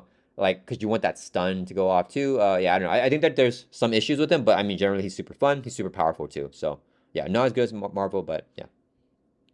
Yeah, he's super dependable, right? Because you can 4 for 2, discard a card to ready up 4 for 2. Like you have a baseline of forwarding that can almost take out most side schemes in like solo play. Like maybe need a bit more, but you can do the majority. Just you don't even have to look at your hand of cards. Same with a minion, you can just do full damage guaranteed if you're not exhausted from defending, obviously. But like the point is, he's so flexible. Like his ceiling, I do mostly agree. Like there's a cap. There's a cap to cap ceiling. That's kind of funny. But the floor is quite high, right? Yeah. Like it's hard to do bad. Even if you don't use that readying ability to cover something, you can kind of use it as a resource sink. If you get a bad hand, well, one of those cards at least can go on the readying. That's high value. His threat removal card is just have a bonus and replace itself. That's really nice. He's tanky. And like I say, just dependable for anything. I think him and Vision, I always go back and forth on who I want higher. And I feel like that's crazy because I feel like most people consider Captain America a lot higher. I think Captain America is a lot stronger before deck building. And when you incorporate that. I think it's a bit closer. There are now more stat boosts, and he does have that ready from turn one, which is kind of interesting. When I started playing, Cap was like considered the second or third strongest character, and some people argued in solo he was like better than Strange back in the day. I think that's kind of fallen away. I could on a good day put him above Captain Marvel, but I could on a bad day put him below Vision. So I think this is a great place, and I'm gonna leave it there. Mr. Awesome. Dependable, yeah, good placement. Yeah, I feel like, I mean, I completely agree the way you described it with like he has a very, very high floor. Like his ceiling is capped, but his ceiling is still very high. Like it's just like capped, you know, but yeah, he's just not like blowing me out of the, you know, like out of the water or whatever, but like yeah, would you say that this would be the exact spot that you put him into? Like right in between Vision and Captain Marvel? I think I'm trying to think back to my last tier list. Like it's like for power, like it's been a while. But I'm almost certain I did put Captain Marvel above him, and I think maybe in the end I did put him above Vision. So I think this could be this could just be optimal. Nice, nice. Okay, that's good. All right, it's backward to you. I'm gonna pull out some big guns. We haven't had a new S tier character for a while, and I think it's time. I think there is another at least, and we're gonna swing big. We're gonna take Scarlet Witch. We're gonna take another Mystic. We're gonna put her in the S for Scarlet Witch tier. I am really conflicted on when to put her. There are genuinely good arguments that in certain situations, Turbo Draw Scarlet Witch could be above Doctor Strange. However, I'm gonna go in the middle or after. Oh, I'm gonna go after Hulkling. I'm gonna go after Ooh, Hulkling. okay. You know, you've convinced me on the Hulkling. I'm feeling it. I'm thinking about these two. But I mean, I could do it either way. Depends on the day. But I think this is fine. Okay, I say she is so good. Hexbolt is so good. I love Hexbolt. I think maybe being a two-player player, I rate her slightly higher because Hexbolt has a little random element, but in multiplayer, there's more things going on, and also more places to put like tough status cards as well. Like if the villain is steady and stall, so that helps. But I think just the value of Hexbolt having so many just catapults her up there. But she's also got so much card draw. You know, when you take in the Mystic stuff and her Ultriga ability and all this stuff, and Hexbolt's card draw, you know, you can set her up, find things really quickly. Chaos Magic, such a fun card to just play a huge card for cheap. And because of all that card draw, she can probably find one. You know, she's, I think, very, very strong and always performs extremely well. And if you optimize her, performs extremely, extremely well. Yeah, I mean, I don't disagree with anything in particular that you said. Okay, I do want to ask you a question though about her, and I don't know if this is like just me. Okay, do you feel like that she's squishy, or do you feel like she's like average, or like tanky? I think she's above average, but can be vulnerable like in the early game. She has 3 copies of Magic Shield, which can protect her from, you know, overkill, can protect her from just like straight up taking an attack, I guess, but also like against treachery damage, and she has 3 copies of it. It's not the most like crazy efficient card. I don't think it's bad efficiency, but like it's just so versatile. It can save her, and on top of that, usually she's like got status cards coming out of her ears, kind of thing. So that's the way I kind of see it. But if you haven't got like the right thing, like you haven't got Magic Shield early, maybe you prioritize some setup. You've got, because I like to keep one like on deck for like a backup kind of thing. And if you didn't get Hexball or it doesn't get your status card early on, you know, let's say Expert Ronin for you, she could just get blown away, absolutely. But I feel like by turn 3 or 4, she's super tanky. Yeah, yeah, like I feel like on paper she's very tanky because like 10 hit points, like Mm. that's solid, right? That's average. Two defense is average, and you got all the magic shields. I don't know like why. Like when every time I play her, I feel like I'm always like dying, like health wise. I personally just found her very squishy. Maybe that's like only like my thing. I don't know. That's just like maybe the way I play her. I feel like I'm always, and then I'm having trouble recovering back up too. I feel like healing back up with her is rough. But I completely agree with you that Hexbolt is definitely her best card. She has 4 copies of it, which is really good. It's a very, very high value card, very, very good card. So I think that's the thing with Wanda that I think is that I think is underlooked, I guess, with her. I feel like that accelerating encounter deck to most people is like a non-issue. Like, oh yeah, it's fine. We just milling some cards. And then I also think that accelerating the player deck to a lot of people, like with digging deep and stuff like that, and domino is also a non-issue. It's for some reason, I could be off on this. It is a huge deal to me, both accelerating the player deck and the encounter deck. And I really like when I'm playing, I really plan my turns around when I'm decking out because I'm getting the double encounter cards, or when the encounter card decks out and getting that acceleration token. That makes a massive difference, especially in true solo. But I can see the difference like not being as bad, in multiplayer, the acceleration token. But I just feel like those are just big momentum like changes and like big swing turns. And for me, the fact that she's doing both, right? Because not only is she accelerating the encounter deck by discarding all those encounter cards, but she's drawing you so many cards. And like Hexbow's drawing you cards. You have Spiritual Meditation, which is like essentially Wanda. Like it's like her playstyle. So like, yeah, I don't know. I feel like that ends up impacting the game more heavily than I would have liked it to. So yeah, we're gonna break the truce here. We're gonna break the ceasefire. Oh Yeah. no. And so I'm gonna drop her here. I'm gonna drop her down to A tier. I'm gonna put her in front of Spider-Woman behind Ant-Man. Oh, And and I, yeah, so the only reason why I'm doing this is because I want revenge. No, I'm just kidding. I'm just kidding. Um, I I naturally deserve have her this. in the B tier. I naturally have her B tier. So like, yeah, if you put her in A, I would have left her there. And I would have. I used to have her in A, but I played more games with her, and I just found that like things that I believe that she should have been able to do, she's not. Like I'm like, oh, okay, this should be super easy. I'm like, wait a minute, what's going on? Like I'm struggling right now. Okay. And I'm gonna. I yeah. want to say I want to take your word for this. I haven't played Scarlet Witch in solo for quite a significant amount of time. I'm gonna say so. Like I can see my multiplayer bias coming in here. Don't take my word. The comments are raging at me right now. I know everyone watching this is raging at me. They're like, "What? Of course she's S." Like villain theory is correct. So I don't think you should take my word. Mm. That's just my personal experience playing her. And yeah, I can only go by my personal experience. But yeah, this is like I've had her in A for a very long time, but I've only recently like dropped her down to B. And a shout out to Nar Antlers Hey. who gave me a custom gameplay request with her, and it's because of that game. That's my biggest reason for dropping her down. I think who did I play? I think it was Zola. Like it wasn't like a super tough villain. It was like a strong villain, but not like it wasn't like Ronin Magneto or anything like that. But that game was like that was a tough game, dude. I was like, come on, Wanda, what are you doing I right now? I do think like solo Zola can have like quite a lot of like tempo, like especially early on. And I will say, a bit like Doctor Strange, I think she's meant to be primarily a support character, but she's just so good at it. Like, and she's got molecular decay. Like she can do other stuff. But I think like Doctor Strange, if I had to like name a weakness for her, taking out like multiple minions, maybe not her best thing. You got to hope those hex bots are coming up, or you got to overcommit damage with molecular. So Yeah. I definitely see that. I do want to defend milling the encounter deck specifically. What I like about that is I get to see more of what's no longer in the encounter deck, so I can plan my turns more. Like if I see both Mm. advances go sooner, now I have that information, and I quite like using that. I think that's the reason I like using Falcon as well. By the way, Falcon and Scarlet Witch and multiplayer together, super super fun if you like that kind of like thing. But you will destroy the encounter deck. But you'll have fun doing it. But yeah, I'm 80 is fine. I almost wonder. I was trying to get my revenge with Scarlet with Spider Woman, who I am like happy with his placement, but maybe it should have been Scarlet Witch. Maybe I should have tried.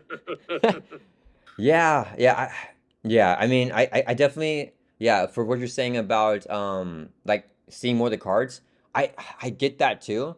Like for me, I'm looking at that encounter card discard pile, at like that under fire in advance. I'm like, bro, it's gonna come back right back in because I'm accelerating it so quickly. Like it doesn't matter that it's in the discard pile because like maybe I have one turn to flip or something like that, and then it's going right back in. So like I hate those nasty cards going back in, and I'm just like washing the deck like mill. So, but yeah, I can definitely see your side. I think that you have the popular opinion on this. I think it's definitely yeah. Unfortunately, the truce is done.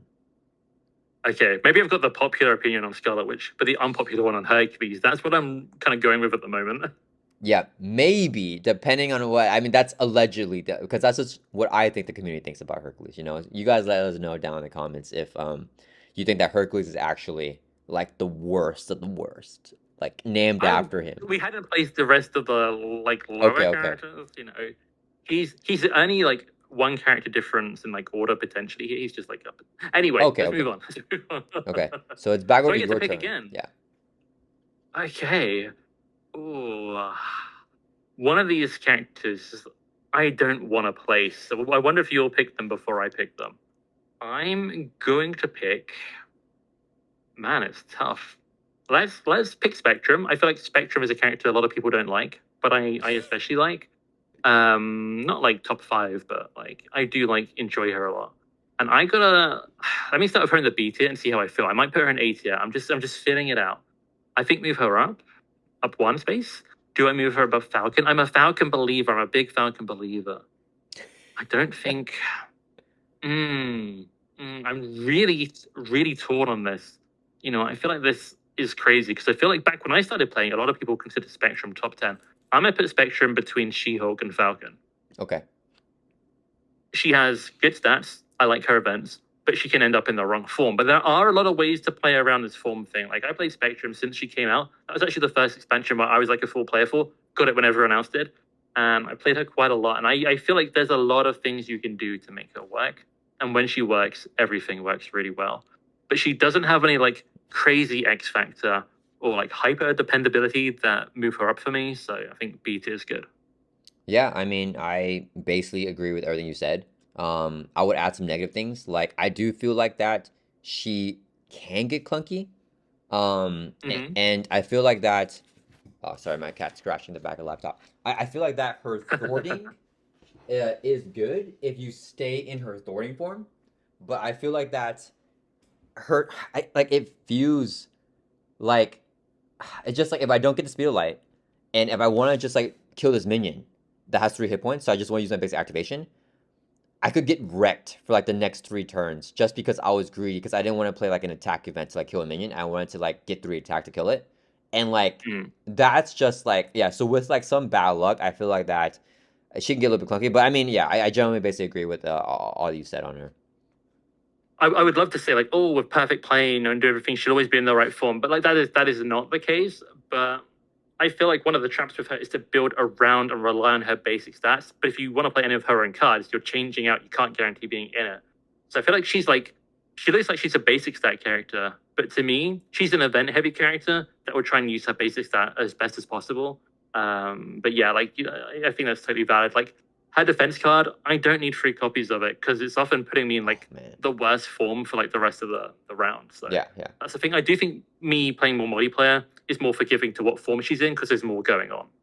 Yeah, no, I mean, I definitely agree that she should not be a ready hero, because I think that like if you're readying, you need good Thor and good attack, and she can only have one essentially. So like if you're relying on that to like if you're relying on your basic activation to remove threat, then you're gonna always have one attack, and then like vice versa for the other one, unless you get lucky and have the speed of light. So yeah, I think that yeah, it's just like I was saying, like if I'm greedy, and I'm like, dude, this 3 hit point minion is just gonna die with one swing, you know, and then I want to play out the rest of my hand, like maybe I have like Thor event and stuff, and I'm just like, okay, let's just speed of light here real quick, or like yeah, whatever, change to the attacking form, and then next turn the sizing comes out, and I'm like, crap, I don't have any way to get back unless I flip down to alter ego. Then it's like, damn, yeah. So I mean, yeah, I basically agree with everything you said on her. Cool. And I'm glad that you ranked her. Okay, so backward to me here. All right, let's see. Yep. We're down to the last 7. Oh, let's do Thor. I love Thor. I If you're Ooh. a Falcon believer, I am a Thor believer. And I just saw a post on Reddit of a bunch of people trashing Thor. And they're like, I try to play like some people are like, I can't beat Loki with Thor. Guys, check out my channel. I have playthroughs beating expert Loki, expert Venom Goblin, expert Magneto, like 100% win rates with Thor with like certain decks. And I think he can do it in every aspect, guys. Aggression, I still think aggression is his best. Because I like the synergy with what's it called, Bifrost, getting out Angela and Heimdall. I think that's super Yeah. fun, super strong. I think he has the economy to play Heimdall multiple times per game, because like the God of Thunders are like underrated for like how much it builds out his economy. He's like She-Hulk or like Captain America-esque whenever he's built out. Um, but yeah, I mean, all that being said, I think that originally I would say he's a C tier hero. I think with the card pool now, because of the come get me bubs, for protection is really good. You know, squared off for leadership. Like he has infiltration for justice. He has every aspect like covered. I think that he's a B tier hero. Um, I think that the things that he can do is more than any other hero in the B tier. Because once again, I don't think Falcon is B tier. And Wow. Okay. like I think I literally play Venom Goblin in every aspect on my channel. And like all I did was like, okay, let's try aggression game, win the first time.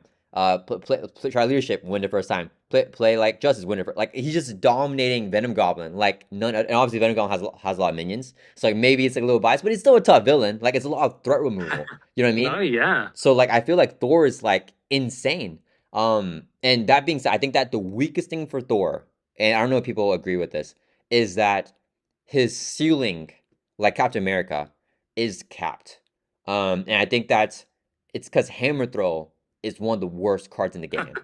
I just don't get like it's like how many resources? It's like it's 4 resources basically. Because you like return Mjolnir down to your hand, but you need to play it back down again to play another Hammer Throw. So like I mean it's technically not 4, but like it's 4 if you want to play 3 Hammer Throws in a turn. But it's nice to return the Mjolnir to use it as a resource for like a final push if you want to play like another like a different attack event. But yeah, yeah. So I think that I'm a big Thor believer. I think that he is like a very strong hero nowadays. Okay. I might need to check some of your videos on that. To me, Thor is a bit of a Hercules. He can peak really high or he can fall really low. And here's one of my big problems with him. He's got a 5 hand size in alter ego for some reason.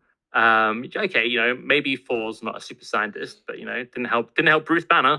But you get your hand, you get your hammer, but you got to play your hammer. So now I'm basically just to get a normal stat line for a 4 hand size hero. I'm left with 4 cards in alter ego. That's my start. Like that's what I've got to like set anything else up with, do anything else with. So many problems with, and I feel like that turn 1 is one of the worst turn 1s in the game on 4. No, Like if I get minion summoning, wait. Okay, hold on. I yeah, apologize for interrupting. Okay, some people comment okay, in my Thor videos all the time, bro. Why did you play Mjolnir in the last 10 minutes of the game? Because I agree with you, but like I'm not playing Mjolnir on turn 1. And I'm not hammer throwing okay. because hammer throwing is a trash card. I don't want to play that card. And I'm lightning striking, not knocking off toughs. You know what I mean? Like if I'm playing lightning strike, it's just like do straight up damage. You know? Because I think that it doesn't even knock off the tough. So like I don't even think it's like super crazy of a card. But yeah, because the economy to always flip down and get that +1 is very nice. So Thor for me Mhm. starts off with 6 cards in hand because of Mjolnir. And then every time I flip down to Alter Ego, I get that +1 with grabbing Mjolnir back. So So that's you yeah. I was going to say, so you'll play him more as like an economy hero, powering up like let's say a leadership deck or something, rather than like a radiant character with a higher attack stat. Yeah. Like his attack stat is basically just 2 for like most of the game. And people are so upset by that. And I Wow. apologize to everyone that like gets like upset. But they're like always like, why I'm just watching you every single people literally commented every single game you never play Mjolnir. And I'm like, I do play at the end whenever I need to kill the villain. I play it. I just need the economy from Um, it. I'm intrigued. Like there are times where like I'll hammer for it, spend it, go Ultrigo, like get it back, spend it. Next time, get it back, like play it. Like you can do some stuff like that, which does make hammer for a bit better. But if you're Ultrigo, you don't get like the chance for a card draw in the villain phase, which is obviously very very good. Um, I find like if the encounter deck's shuffled slightly different, the difference between getting like a couple of minions and not getting them for the like villain phase card draw is really a big deal with him. That like I just feel like he can peak really high, but like he can fall down really low. But I don't think I've ever like fully explored not playing like the hammer for most of the game. I feel like to me, I probably if I was gonna do that, I probably just wouldn't play 4. But I'm intrigued to try it a little bit, so maybe I'll do that. So I actually However, yeah. this is gonna sour whatever you're gonna say next. But I'm moving 4 down to C Man. tier based on my Okay. experiences. Yeah, He can go there, that's fine. in Like the top. I'm kind of undecided if I put him like mid C or like top H. It's kind of where like I feel. So this is top C. I'm happy with it. Top 8 you said? I'm I have clearly worse experiences than you do. I'll put it that way. Yeah, so I like saw like another comment too where someone's saying the only reason that you would play Thor is because you like Thor. And that like every hero like does what Thor does better. You know what I mean? Like Thor doesn't have anything going on for him. And I dude, like I feel like sometimes my hand with Thor is like 10, 11, 12 cards. And like the card draw with Thor is very fun. And I think that to engage a minion during the villain phase, if you get lucky, and then guarantee that you get the minion during the player phase with like whatever tutor minion effect that you have, like Yeah. that's +4 in a round. Like, so I actually recently my latest game with Thor was a protection build. It was also like a Nar and it was like custom gameplay request or whatever. And that one actually did a temple build where I did not build out, and like I'm just relying on the minion draw to keep me going against Enchantress, and that ended up pretty well too. So like I feel like Mhm. he can gun down villains by even playing rush if he's like drawing the minions quick enough and just like going full on damage. That one actually played the hammer on turn 1. So like because I knew I needed to go Whoa. like temple, you know what I mean? But I Mhm. usually don't. And that was probably the first time that I played a hammer down on turn 1. But yeah, I mean it's totally valid. I think that most people usually have Thor lower. I'm just a big Thor believer. I think that his card draw is very, very good. Like not like, this, like Captain Marvel, but like, Mm. it's he has some high turns. Yeah. Well, I'm just gonna put it out there. Like, you get the turn one, like the first villain phase, and you don't find a minion, and you didn't draw in your full hand size minion summoning, and you get like a bad encounter card. Like, what do? You hammer for it? You want to spend it on that? You want to try and lightning strike this one dude or something? Like, I feel like he has a lot of like things can go bad. I like consistent heroes, and I don't necessarily think he is. But that's like my last little thing to say there. Okay, I'm gonna add one last little thing on top of that. So Go okay, for it. You go for it. totally agree, totally agree. In that situation, what I do is I just use like my hand and I just play a like God Thunder or Helicarrier and I just pass. So it's like at least at that point, I'm like essentially a 5 hand size hero, you know what I mean? Like cause I got the research generator down, you know Mm. what I mean? And he has so many. So like the chance that you're not drawing any He does. minion cards and you're not drawing, God Thunder ×2, Helicarrier, Queen Carrier, Mansion, like these 5 cards plus like your 5+ minion drawing cards, I think you're bound to get at least either a minion drawing card or at least like one of your economy cards. So I feel like in that case I just play an economy card and his pass. He has 14 hit points. I take the attack to the face. But yeah. Feel free to add something else on top of that too. No, no, I'll let you have the last word on four. That's he does have a lot of resources. That's like his big. He looks like he should be a damage character, but he's actually a rich character. Yeah, it's weird. I definitely don't think that the way I'm playing him is the way that he was designed. But it's because I have seen an interview with Fantasy Flight Games. I think it was like Caleb. Oh, yep, Yeah, yep. he said that everyone in And the team loved Thor, and like I'm all with that. Like Thor is awesome, and like everyone wanted to play Thor like during like testing or something like that. Like everyone's like Thor is so fun. I want to play Thor, and like I did not get that whenever I first started playing the game because Thor was like probably down here for me. But like now I am like he's one of my top 5 favorite heroes to play in the game. So yeah, wow, nice. he's awesome.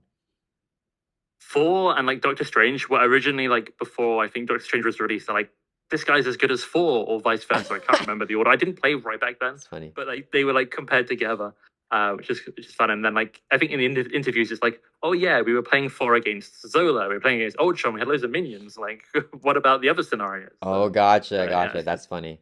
yeah. Um, but yeah, okay. I'm happy you didn't put Thor in A tier because then I would have. Oh man, he needs to be at least some C for me from my experiences. I like should But have I'm gamed it, gonna dude. check out some of the videos. Okay. Yeah, I should have gamed it, man. Man, I messed up there. I should just threw him an S, and then he'd be even higher than what I want in A. You could have done this. Who do I pick next? Who do I want to place? There's one I don't want to place. I want to place. Wait, Maybe no, I'll place. it's Oh, go my on. turn. It's my turn. It's my turn. I was just Your right turn. because Oh you dropped no. Thor. Yeah. Ah. I Can I was like, steal your turn? yeah, It is yeah, your yeah, yeah. turn. It's still that's a long turn there. Okay.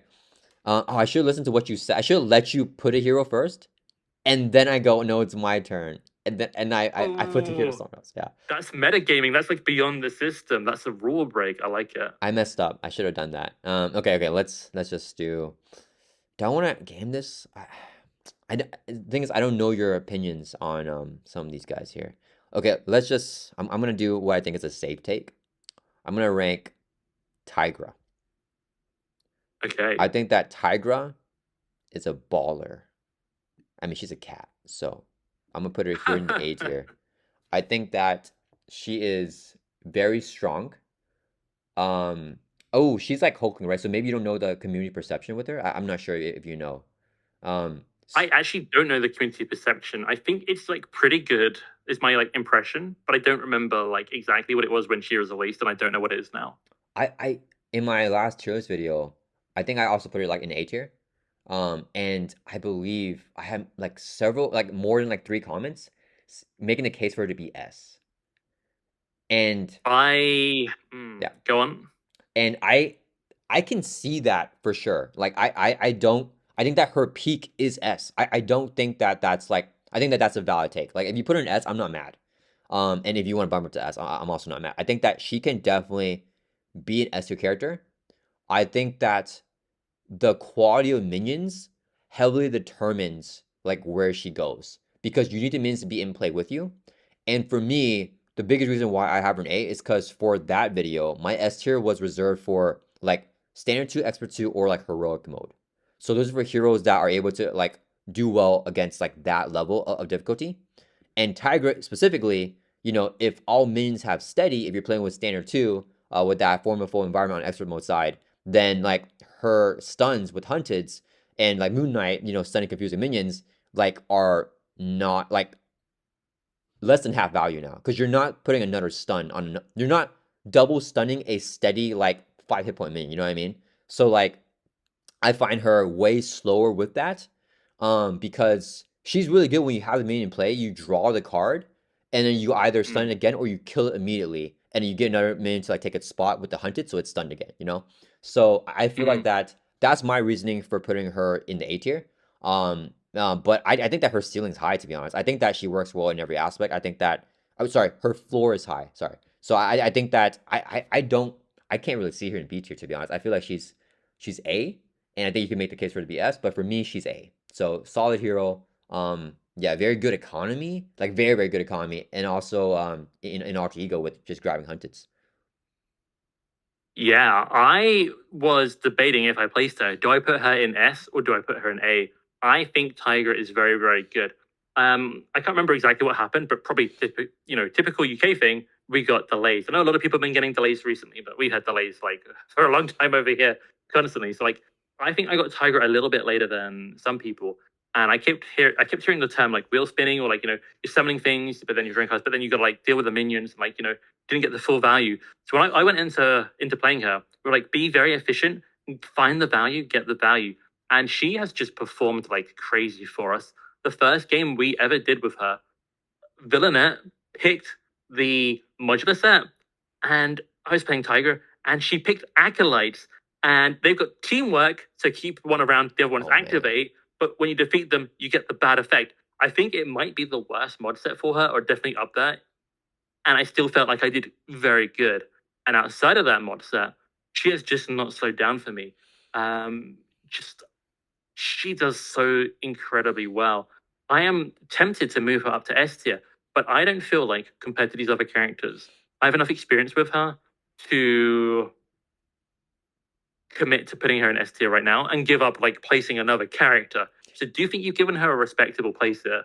But yeah, I agree with what you said. Just so much money, and like the whole engine she has, like it's really fun, but it's really efficient. Like I get a minion, I draw cards, like then my cards are cheaper, my resource generator generates more money, everything happens. And when you like really like weaponize those things and focus on it, and you like get the play rhythms down in general, and you know I feel like I've got quite a good like mod set knowledge, and like I kind of see what's coming up in some of these like things, and I know what to grab and how. I just feel like I get so much value out of her. Do Yeah. I want to put her in S tier? I want to put her above Captain America. Do I put her above Captain Marvel? Uh, Processing. I'm gonna say no. I said I was gonna say no. I'm gonna say no. But I am. I probably. It's really borderline for me. Yeah. Yeah. I want Yeah. to say. I want to say. I'm not sure what his result of this is, but I'm pretty sure Stretch, she plays a lot of heroic, really likes Tigra and has like fought heroic Ronin with Tigra. So maybe I need Oh, to talk to him for the down low on that and what his like thing is. But yeah. that's yeah, little thing there for people to like into maybe. Yeah, I mean, I agree with everything you said. Like, what you're saying with acolytes, that's insane. I don't know if I played her against Magneto, but the acolytes, yeah, that's a rough module for her, I could imagine. Ooh, it's so bad. Yeah, because those are ones. Well, I guess you could like try like only get M-type Sentinels, instead of that. But even M-type Sentinels, if you get that freaking what's that thing called? The freaking magnetic missile? No. Yeah, yeah, that one I think. The magnetic Mm, missile, I believe. It's the one damage where one. what? The one that deals like 5 damage, like throws them into Yeah, you. yeah. That's brutal. If you're holding out the M-type Sentinel like in front of your face, to draw the cards, and then you get that, like you either like lose your economy or like you take a bunch of damage. So I feel like Magneto is probably actually yeah, I feel like Magneto is actually probably a difficult villain for her. Yeah, and I think what's also interesting for her, one of the things that holds her back very slightly for me, is gang up as an encounter card. Oh, Because like if I'm a standard 3, I'm having a great time. If I'm a standard 1, there's that chance that one card is gonna make my little like army that I've been like of enemies that I've been controlling perfectly suddenly turn against me, and usually I survive it. And I don't always go super crazy with the amount I have out. And I really like her pinned down, which really kind of takes care of that as well if I'm in protection. yeah, But it can be a big problem. yeah. So that's like a little thing. So yeah, I feel better about A tier right now. Okay, a quick question. Are you team aggression tiger or team protection tiger? Or another aspect if you like another one more. I'm team. I love aggression and protection almost Oh, equally. I think they're both extremely oh, good. I think the sort of deal maker and breaker is like bring it versus pin down. I think pin down is smoother. Bring it is more explosive, and I find it like kind of hard to call that. And she does have other things than aggression, like I think aggressive stance, yeah. things like this. Protection has other things too, and it's a whole thing. But I'm really think both of those are so good. I do like her in like justice and leadership. I don't think you even need minion summoning, even though they have them now. She's just good. She's got everything she needs. Go on the hunt. Yeah, Hunted is But crazy. yeah, I'm 50. I'm gonna sit on the fence and say I love Okay. both of them. Okay. Yeah, I thought you were gonna say because you started with like I love her in aggression and protect. I was like, oh, okay, okay. Because I was gonna agree with you with aggression, but you got me there. I've had such good experiences with her in both. I don't know how to call out. Yeah. It's the honest truth. I don't know how to call out. Yeah, I mean I totally agree. She's like super explosive in aggression. I love the tempo in aggression. Like I Mm. like you're playing like on the fence and like there's like such dangerous turns, but like I think that's really fun. But I think in protection she's like super sound, and when the pin downs are like on the table, her build out board's like really good. But I think I just prefer her in aggression. I don't know. I just like that a little bit more. But I mean definitely you can make the case that protection is better too. So yeah, all right. I need. Yeah, I was gonna say I need to play her in like a campaign, which lets you take aspect cards from a different aspect. Give her like bring it and pin down in the same deck and that'll be just go. fun. Yeah, yeah, yeah. That'll be insane. Yeah. I'm glad they capture a hero ability at 3. Imagine there's no cap on that. That'll be It bonkers. doesn't. It almost doesn't feel like there's a cap though, especially if you're in aggression. Like her hero ability into bring it, and then my hand size is just like as long as my table, and it's just like cool. Okay, I guess I do everything. Um, True. yeah, Tiger's fun though. Tiger's my favorite minion-oriented hero Ooh, because she has such a different game plan. It's not just like summon it or defeat it. It's yeah. manipulate it and like get So as much as you this can. is a So little bit of a tangent. Actually, this is funny. We can tell the viewers this. So whenever I invite Villaintheory on this what is it like this video I guess this call, and I showed him the tier list here. I had Winter Soldier like on the list on accident, and he was like, "Dude, Winter Soldier's not an Avenger." I was like, "Oh crap." And speaking of like your favorite min slayer, I think mine is Winter Soldier. I really like Bucky, nice. and I know we talked about Zola earlier too. So my members like voted me to play my first game with Winter Soldier's precon, and we're talking about precon a lot as well. So I played his precon against Zola, Expert Zola, with Mm, Doomsday, nice. and he like demolished it with his precon. So like that was Yeah. like one of those times where I'm like, holy cow, minion slaying is on a new level. And then you bring in Tigra now, like who is also like a top tier minion slayer, like and the precons are like getting so good too. So like it's just I'm just loving the direction of the game, like with these maxed out precons, but in like with this archetype that I think is kind of limited. I think minion slaying is still not that's why I don't personally have her nest. I think that minion slaying is always gonna be like not the most reliable thing because it's determined on the minions. And yeah, but I think that they're like phenomenal. I think Bucky and Tigra. Yeah, I personally like geared towards Bucky. It seems like you like Tigra more. I think I actually don't like Winter Soldier very much. I do like him, but he's not a me hero. Okay. he is. Well, Winter Soldier's like a tempo hero. He's always attacking. He's got overkill on his main attack, or he's got that stun card, which Stan, I want to use this on the villain. And even though he's really good against minions, so he's always pushing the game forward a lot. When Falcon and Winter Soldier released, I was more of the Falcon player, and I think that's why I like Tigra more, because I manipulate a board state to my advantage. I don't just like punch my way forward. Like when Wolverine released, I wasn't a huge fan. I've come around on him a bit more. I like him. I like Winter Soldier, but I don't love them, if that Gotcha. makes sense. But I know a lot of people do, and I see why. Okay, I'm gonna pick the character I was gonna pick when I thought it was my turn before, and that is Iron Man. Now this is a weird one where in solo player he's so much worse, but in multiplayer he's really good. There's so many tech cards now. Like if you optimize, sometimes I flip down turn one. Sometimes I have like hand size of 5 or so. Like, and I'm just like, if I flip down, I'm gonna have that hand size. Sometimes I just do it. Sometimes I regret it. But like, it's crazy that he can do that now. Like energy shields being 0 cost, and there's 1 cost takes injustice actually as well. And digging deep from futurists, like you can sometimes pop off with the amount of stuff you do turn one, but it doesn't always line up.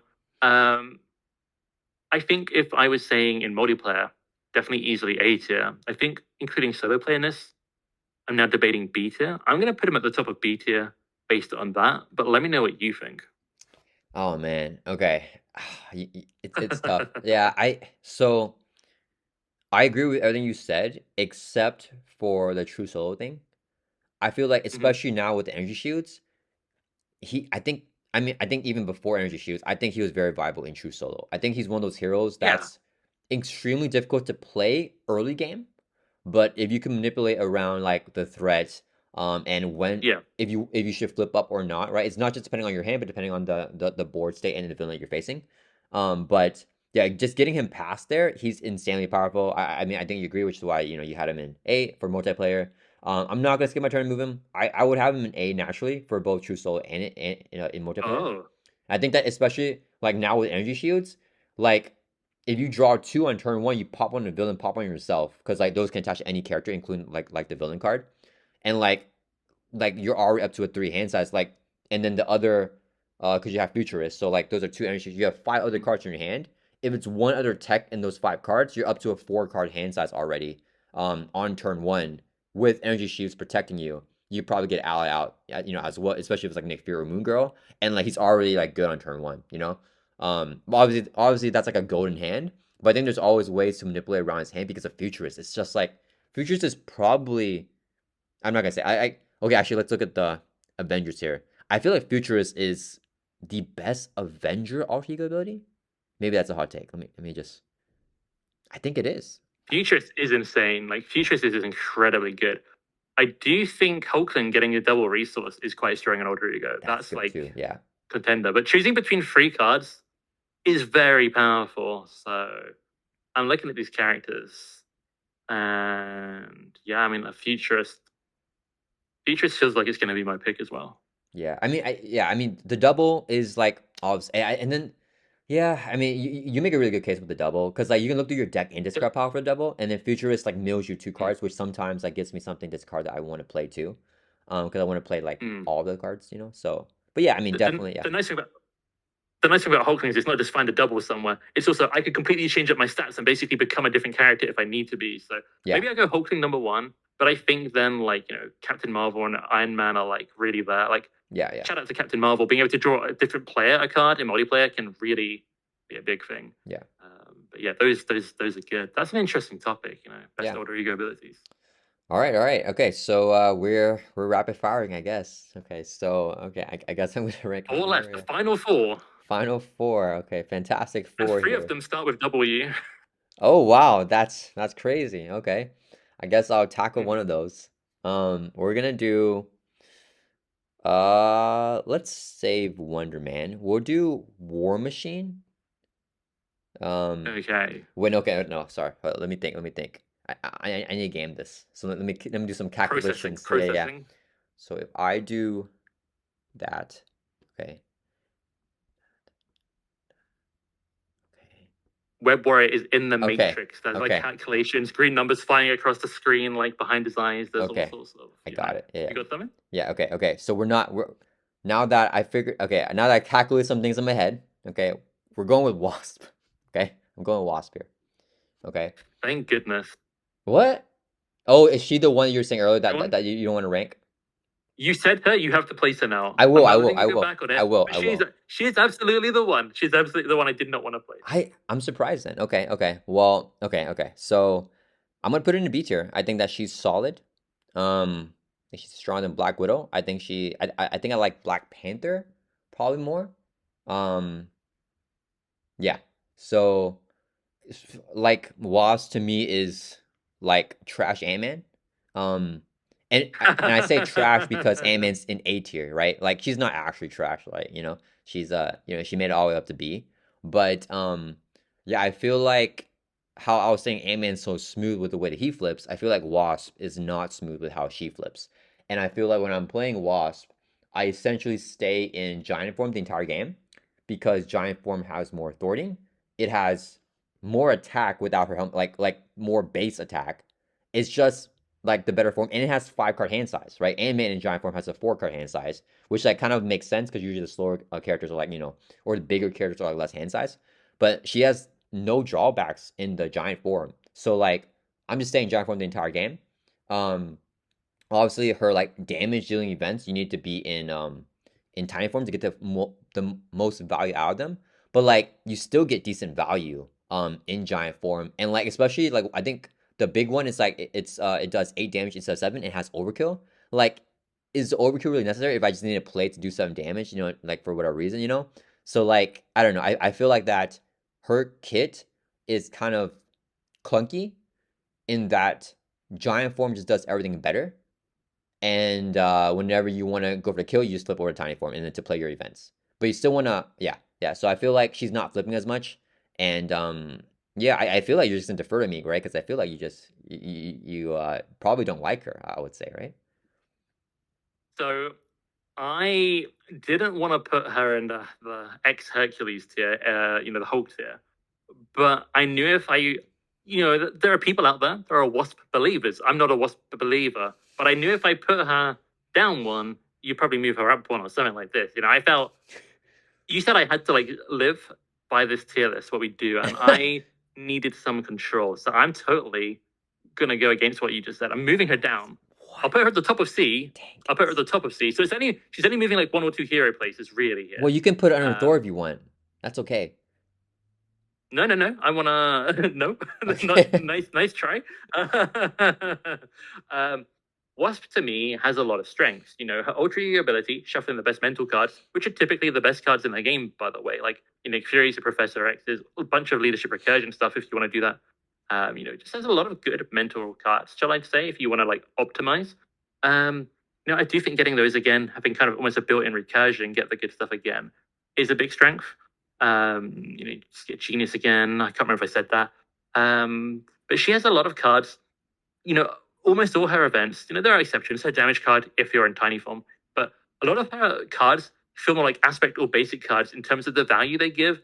I think there's like almost she's in some way very smooth. Like when you basic attack, you can, in giant form, you can split up where it goes. Same for threat removal. But in some ways, I think because her cards are quite expensive, she's got like a clunky kind of feeling to her. And I just feel like outside of recurring the like strongest mental cards, if they turn up again like within a reasonable amount of times, everything just underperforms a little bit with no like special factor that like boosts her up. She's genius. You can do moon girl recursion. Okay. But I just feel like overall falls a bit flat for me. I think she's very different to Ant-Man. Ant-Man's definitely like wants to flip all the time. For her, probably more inclined to go Ultrigo than ever change to like some people swear to me, tiny form is the better. Barely ever use giant form. To me, I'm also on team giant form. But yeah, I'm not a fan of her in terms of fun, but also power overall. So yeah, I mean, Moon Girl Recursion is good, but is it better than like rapid response, practice plan, Black Widow Recursion? Like that's what I'm looking for like strongest things here. Let me know in the comments if I'm missing something. But that's kind of the bar I'm looking at right now. Yeah, I mean, I don't disagree with anything you said. I just want to shout out that it's crazy that you moved her two cards because I put her here, and you skipped your turn for 1, 2 here. But I understand it's a different tier, Yeah, so maybe that's the thing. I feel I feel strongly that I can't put Wasp too near that middle tier. I don't believe she belongs there, but I don't hate her that I have to move her lower. But this for me is a significant change, even though it's not a significant change. So the question is, where would you put her naturally? Because you mentioned something about the H tier. Like, would you have put her down here if it was like just you doing this list? I think around about there, top of C tier is actually where I would place her. Okay. Okay. Yeah, so I mean, I want to comment on the Moon Girl thing. And everyone knows I love Moon Girl. I love like suit up Moon Girl recursion. Some people say that I Mhm. ruined the game by doing that. I think it's a very really fun way to play. Um, it's drawing a lot of cards, if you like card draw. And I don't know if this is a hot take. A lot of people tell me like, hey, like I'm too down on Wasp because obviously she can Moon Girl recursion, and with Girl, her like alter ego ability, you can shuffle the Moon Girl back in. Um, I think she's one of the worst Moon Girl recursion characters of the ones that can do it. So like of the genius Whoa. characters. So that's like Hulk, Wasp, Iron Man, Spider-Man here as well, right? I don't know why, but my success with her, Moon Girl recursion, has not been great.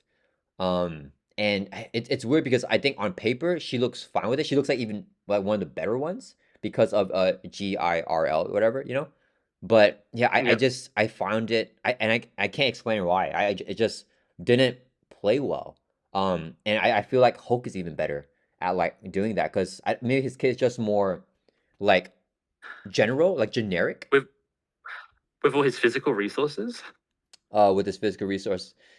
Y- Well, because the deck is half physical, right? Because all the whole cards are physical, but the other half is all Yeah. mental, you know? So Hmm. it's just kind of like an unfortunate lineup that's, all the best allies in the game happen to be like mental resource, right? You have like Maria Hill, Hmm. Nick Fury, Beast, Yep. like they're just all mental. So like Yep. ingenuity, stuff like that. So it's like it's just yeah, I mean, I find Hulk like really like so yeah, I mean, um, so whenever my first game playing Suit Up Hulk against Venom Goblin was very recently, and I think maybe it's not fair because I also had Avenge Me, but like I was able to take down Venom Goblin, and I have Hmm. a Suit Up Wasp game against Venom Goblin, and I think I lost the game.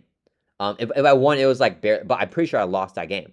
And all this is on the channel for anyone that wants to like find the proof. And, yeah, and I thought I would love her to be honest because of the suit up thing. I was like, oh, I'm gonna love Watch. She's gonna be super duper fun. And as I was playing, I was like, damn, what's going on? I just don't. I'm not feeling the vibe of the character. Like I'm not getting the suit up like where I wanted to. Like like, and it just didn't. It was clunky. Yeah.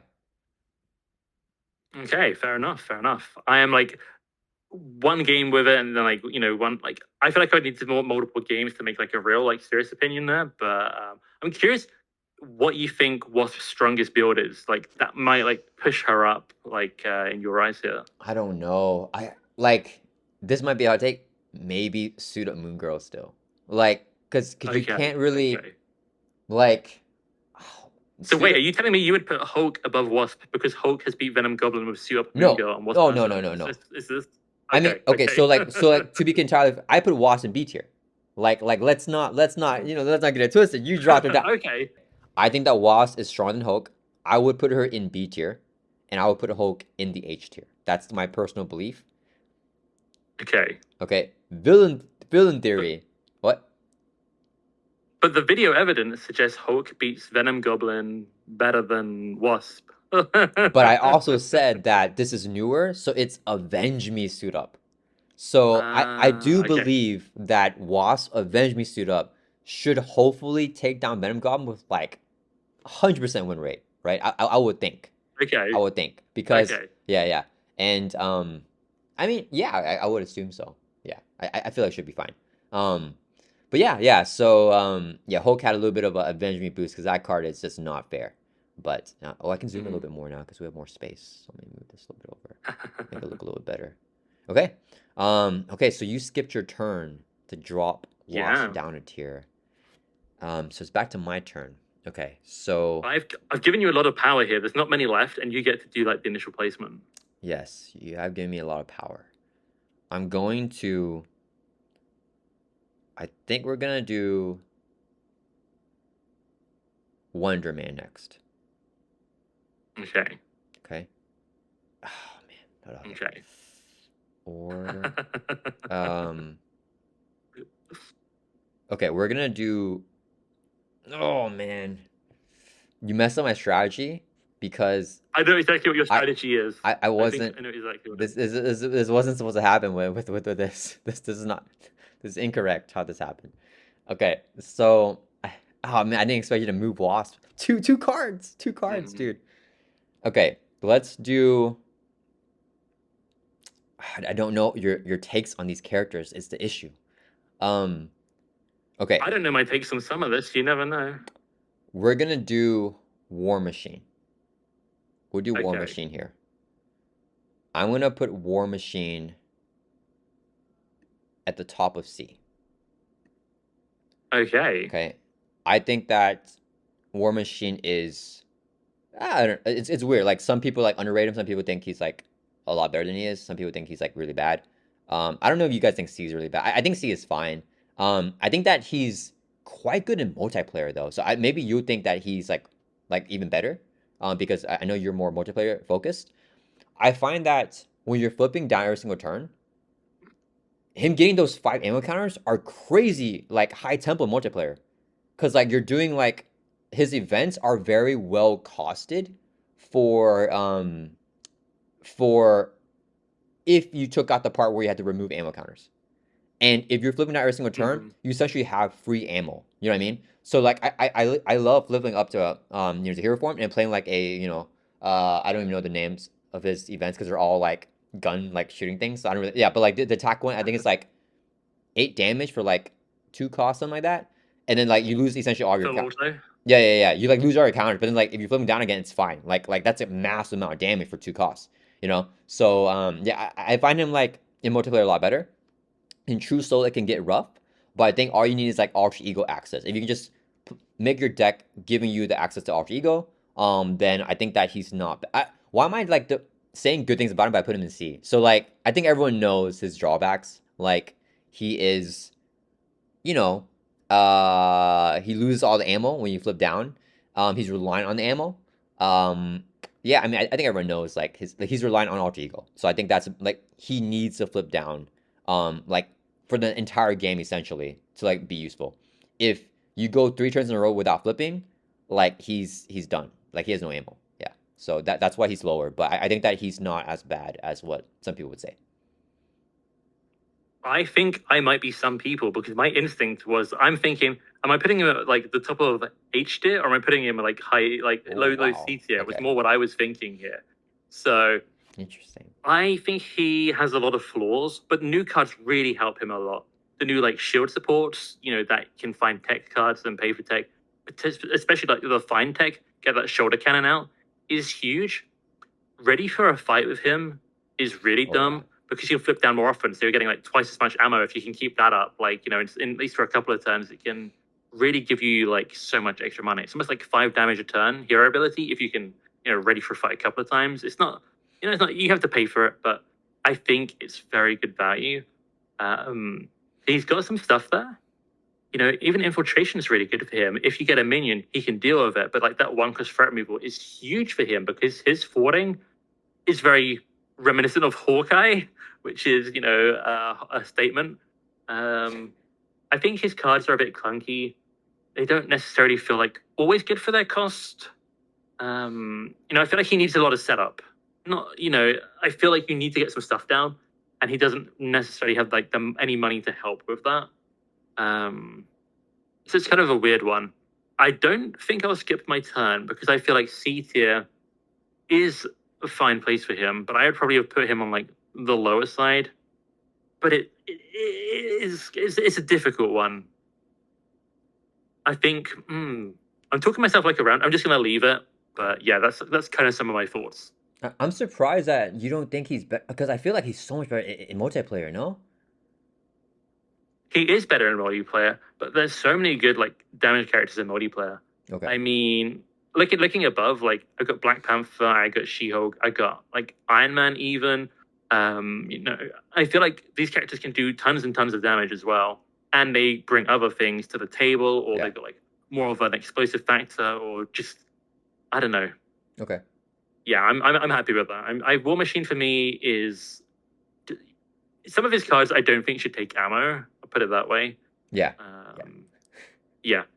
yeah. I think ammo's the biggest like bottleneck thing for him. But yeah. Okay, it's back over to your turn then. Okay. I feel like I should leave Spider-Man to you. I see we both quietly left him in the corner, but we are both wearing Spider-Man. So you kind of counted my claim with this. So I am thinking about stealing it. That'd be villainous. But I'll place Wonder Man. And I'm really conflicted about Wonder Man because I mean I think he's really good, but he's quite event dependent, which is like a consistency here. But he has like money and he has like flexible events and he has some like crazy shenanigans as well. And he has self healing. Like the self healing's good.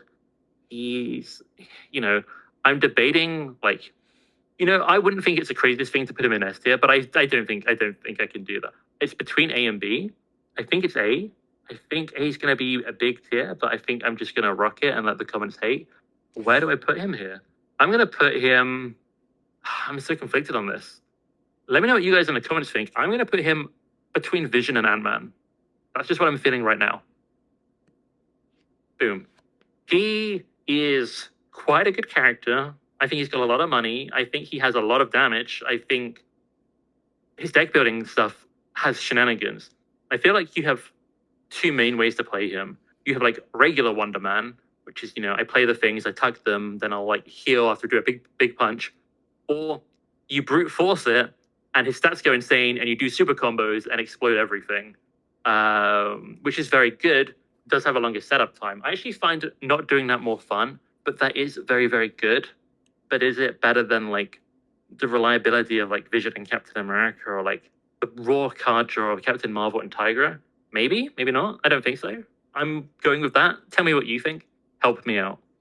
Yeah, I mean, yeah, I think I basically agree with everything you said, except for the end, where you're like, oh, like the reliability of like Vision is like better. I feel like Wonder Man can play like any way, right? He can play like a higher tempo way, but he can also like be very reliable if you're not like, pushing tempo and you're just like building out.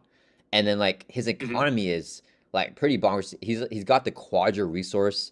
And then Yeah. yeah, and then like he's got the out of aspect cards like the Sparrow shenanigans, right? With like events that have the energy icon, but you can still have basic cards. You still include the Queen Care, Helicarrier, Mansion. He's got the best of like every world, and I can only see him getting better as the card pool expands and we get more energy. I think then we get one of those cards of energies, one of those new protection cards from Echo's pack. I think was it the ready one? I think the I actually didn't look at the resources on them. Like I don't remember them off the top of my head, but I will research. I will put it on the screen here for you guys to see.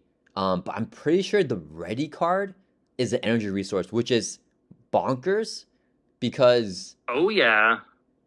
yeah, like that's a crazy card to be able to include in any aspect, like an additional ready. So I mean obviously we're not like calculating that as a part of this or whatever, but I have some shenanigans in my head, so we'll see what happens. I'm gonna skip my turn and I'm gonna move Wonder Man just up 2 spots. In response Whoa, to no, no, I know what you're Villaintheory doing. skipping this War Machine I thing to move it, down here. Right, I'm skipping to move Wonder Man uh, here, cause I do feel like, in my opinion, I think that he is stronger than Tiger and Vision, and I'm just so upset that fair. you put him beneath Vision. Like, oh man, like there's no way. Yeah, yeah, yeah. So I had to skip my turn. Okay. So yeah, I Wonder Man generally and agree with what Vision you are said. basically the same character, right? Yeah, yeah, yeah, yeah, yeah. Some So people will get that more than others, I think. But yeah, okay, okay. Um, yeah, it's we you've saved the let me best for last. you gamed the system. You did what I wanted to do. So now I'm gonna play Spider-Man and you're gonna get to like move him, right? Is that correct? Or Wait, do I get the what? final Oh, is placement? that how that works? Oh, Do I get I don't even remember how that how works.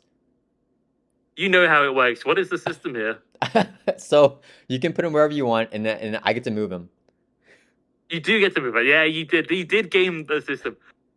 Watch me put him in like Hulk tier just to spite you. I mean, you You can, you could. can. I could do this. But no, I won't do this. I really actually like Spider-Man, and you know, you came into the scene and you're like, Spider-Man is good at, like, I don't want to say, like, I feel like a lot of your channel was like, that was like a real driving point, especially for a long time. I don't know if it's still like a big thing, but like, you made the case for him and it was a really good case. And like, when I made like my original tier list, because I only ever did 2 hero power tier lists on my channel, like fully. And on my first one, I placed him like not that high, like not that low, but not that high. Immediately, the first game I did was with Spider-Man, and it dominated. And I was like, man, I made a mistake here. And then you come around, like making the case for how good Spider-Man is, and I'm gonna let you talk about that. But I'm a big believer in his toolkit. There's a couple of things I don't like, but there's a lot of really good stuff. Some of his cards are still like best in slot, I feel like, almost. Like alter ego support, signature ally, and just the damage he can put out his card draw. He's kind of rewarded for getting attacked. He's so tanky. The question is, what tier? I feel like there's 2 tiers in question here. And I know if I put him in 1 tier, I know where you're going to move him to. We all know. If anyone's ever watched you before, we know what you're doing. Don't spoil it for the new viewers. Yeah, okay. If they got through this many hours, I feel like they must have seen stuff before. Let us know in the comments if you're a new viewer, if this is your first video you've ever seen Web-Warrior Fanatic in before. I could game this and put him down lower, so you move him somewhere maybe I want. However, it's not crazy. I would put him in the same tier as you. I'm gonna go for A tier, and above or below Captain Marvel. Bit of a coin toss for me, but I'm gonna, I'm a believer. I'm gonna put him above Captain Marvel. I think that's my placement there, and I'm gonna let you talk about Mr. Peter Parker. Okay. I mean, I feel like everything you said, like, I never heard of this, the best in slot description for Marvel Champions. I really like that. And I think that applies well for Spider-Man. I think that's a good description. Like, yeah, like, I mean, obviously, Queen Ramonda from Shuri is, like, better than Aunt May. But, like, only if you're playing with Black Panther in multiplayer, which is, like, a very specific, thing. So, like, in any other regards, it's the exact same as Aunt May. So I would say Aunt May is still, best in slot. With that card, and then it's definitely competitive, right? Like it's right up there. Yeah. And then like backflip, best in slot. And I really want to talk about Spider Tracers, which I think is like one of his most underrated cards. I think so. Like I was mentioning earlier with War Machine, like his story event, it's 1 for 3, but you lose an ammo counter too. Well, Spider Tracers 1 for 3. That's really efficient threat removal.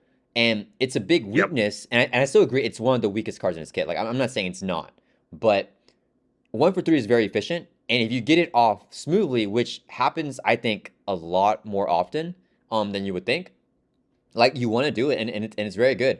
And I like being an alter ego, using Scientist to play, because you can play from alter ego, and then flipping over, you attack the minion, take it out, and then you remove 3 threat, with that Scientist as a resource. And it's like, I find that it to be a very smooth, like, it's not an event. You can just have it on the minion and then wait for whenever you need that removal. So there's actually some advantages to Spider Tracers as well.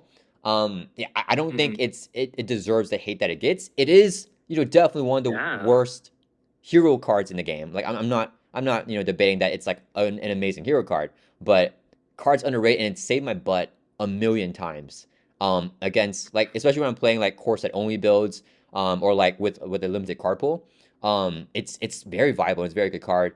And then Webbed Up is, his worst card, in my opinion. But it saved my butt too against Venom Goblin. Like, I played Webbed Ups on different turns and got the double stun off on his steady, because of the double Webbed Ups, like, proccing, through steady, like, so, and then on villains like that, where when they activate, they have like other things tied to activation, like Magneto when he attacks, you get that mana counter, Venom Goblin whenever he attacks, you trigger the, like, Claim Throne, and you, like, do the main scheme stuff. So, like, it's still beneficial, even though it's anti-synergy with drawing cards with Spider Sense. Yeah, just one of the most rich heroes in the game. I personally think he's more rich than Captain Marvel. I don't know if you agree with that. I think that he's more rich. I think that she draws more cards, though. I don't know if you agree with that. I think her triple resource, like, just pulls me in Captain Marvel's favor personally, but Spider-Man is, like, very rich. And I also like you talking about Webbed Up and Spider Tracer. I had a series, every hero's worst card, and I was like, it's Webbed Up, Spider Tracer, particularly multiplayer. Like there's almost always a minion. Slap that on there. Like you're getting free threat removal for one cost. Like webbed up for me is his worst, and I get so much hate that this is actually an incredibly good card. Like his best card, well maybe not best card, but like people love webbed up. I'm down on webbed up. I do think sometimes it is useful, but it's like in multiplayer it is actually also better. But like Spider-Man's got like super good defense. He's got backflip. He's got Aunt May, and using webbed up denies him all of those advantages, and including like the card draw hero ability as well. It's got like 4 anti-synergy like reasons with him. Like, but stopping 2 attacks, very good. It's still useful in the right situation, but it's like a last resort kind of deal, right? That's kind of how I feel. Yeah. But yeah, I think he makes some good points there. And I think I'm even more positive on Spider Tracer than you, but notably like the multiplayer perspective, I think really boosts it up. Yeah. I totally agree. I don't really hear people don't tell me, I guess, because I'm a Web-Warrior Fanatic. So people usually tell me that webbed up is trash. They say like webbed up and Spider Tracer is trash. I find normally like where you are on a stance, you'll get people like from the other side telling you. So like if I'm the most high on Spider-Man, then obviously what I hear is obviously people like telling me like stuff that's not good about him. So if you're in the middle with some people, they'll tell you like good stuff, and some people tell you bad stuff. So I personally never heard anything good about the webbed up card. But I want to ask you something, because I'm shocked you put him here, and I'm disappointed in you, Villain Theory. So obviously I wanted to game this to have you play Spider-Man, which is why I'm shocked you waited to the very end, because I want the free movement for him. In your latest, it's been a minute, but in your latest power ranking tier list, and I commented on that video, you put Spider-Man in front of Doctor Strange, and you put Doctor Strange like below Spider-Man, like one like placement, right? Yes. And in my tier list, I think I've been doing that, but in my latest one where I also did that, I said, some of you guys might think that that's blasphemy. Go to Villain Theory's channel, and like I was saying earlier, like people did go to your, or people told me that they went to your channel, but I guess they didn't. They lied to me. But why now is Strange in the top of S, and Spider-Man is a whole tier bracket down whenever you had Spider-Man above Strange earlier? Okay, I've got 2 things. One of them is like a complete get out of jail free card. And my first excuse is it's almost 1 a.m. So, anything can happen. Right. I'm getting old. I'm getting great. This happens. But I think in multiplayer, I should have put Strange slightly ahead of Peter Parker. So that's kind of a tipping point. But I do think like, the more I think about Spider-Man, maybe I should have placed him higher initially. I think his hero ability is very, very underrated. I think it's very strong. Like you get 1 card draw. That's good. If you get 2 card draw because you got attacked again, that's really, really good. And he's one of the better heroes in the game. Like he's one of the more defensive heroes. Like he can take 2 attacks better than a lot of characters. He doesn't have like the hit points, but he has like everything else. And I think, when I did my last tier list and I talked about Doctor Strange and the value of invocations against like his hero ability, his hero ability really does some good stuff. So, and I do think, I played the game recently with Spider-Man at the table, and, just watching Black Cat draw, like, I think she had to play like 3 or 4 times, and she drew 2 cards, 2 cards, 1 card, like 2 card. Like, that's crazy if you build into mentors. Like, there's all sorts of shenanigans he has. Maybe I should move him up. But, I knew you wanted to have the last day with him. I could see where this is going and why you wanted Wasp and me not to react to Wasp, because we kept placing it would have worked out. Yes. I see where it's going. And, part of me leaving him to the end, it's a little bit, I think it's kind of fun for a video. But also, I kind of just wanted to see where things would go, and then we'd have like time to talk about him, kind of thing. And if you put him up, you put him up. I'm fine with that. I do not believe he should be. If he's moved down, it would be like 1 spot. But I don't think so. I think he is, for the Avengers, really strong. Deserves to be right in like the top few. Yeah. I mean, I do want to say, I appreciate you, Villain Theory. Thank you so much for being kind. And you could have easily put him in B, and I would have put him in top. So like I had to risk it all on that. That you would not be a jerk. and then make everyone watching the video like mad. Because I think people like usually put Spider-Man very high now. But yes, I will use my final like turn skip, and I'm gonna move Spider-Man at the top of S, of course, as the #1 Avenger in the game. Yeah, in front of everyone else. And yeah, I'm loving this list. I think this is a good list here. I feel very good about it. It was a risky take, but yeah, I'm glad. Like, if I play Spider-Man here, would you have like skipped, or is your last turn? So I'm like, where will you put him? If I put him here. Honestly, I don't feel that strongly. Like, I think he is very, very good. The more we talked about it, the more I feel like maybe I should have put him in S anyway.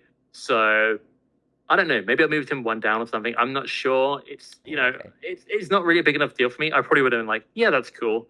Yeah. Because I am also a Spider-Man believer.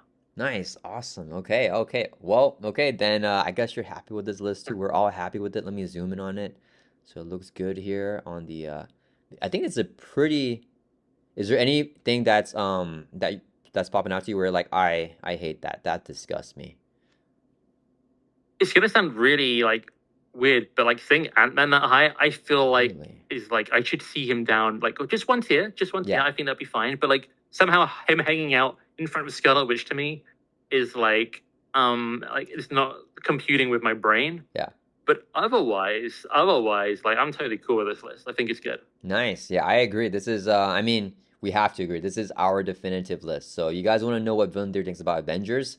Screen capture this, take a screenshot. This is like it. Okay, Villain Theory thinks that Spider-Man is the greatest Avenger that ever lived, and he thinks Ant-Man's very good as well. But yeah, let us know down in the comments, guys. Do you think Ant-Man should deserve to be this high up? I thought that was not controversial. But yeah, and then let us know your take here. Who do you think is the strongest Avenger in the game? Is it Spider-Man? Do you completely agree with that? Or is it this dude who I actually like, but everyone thinks I hate him.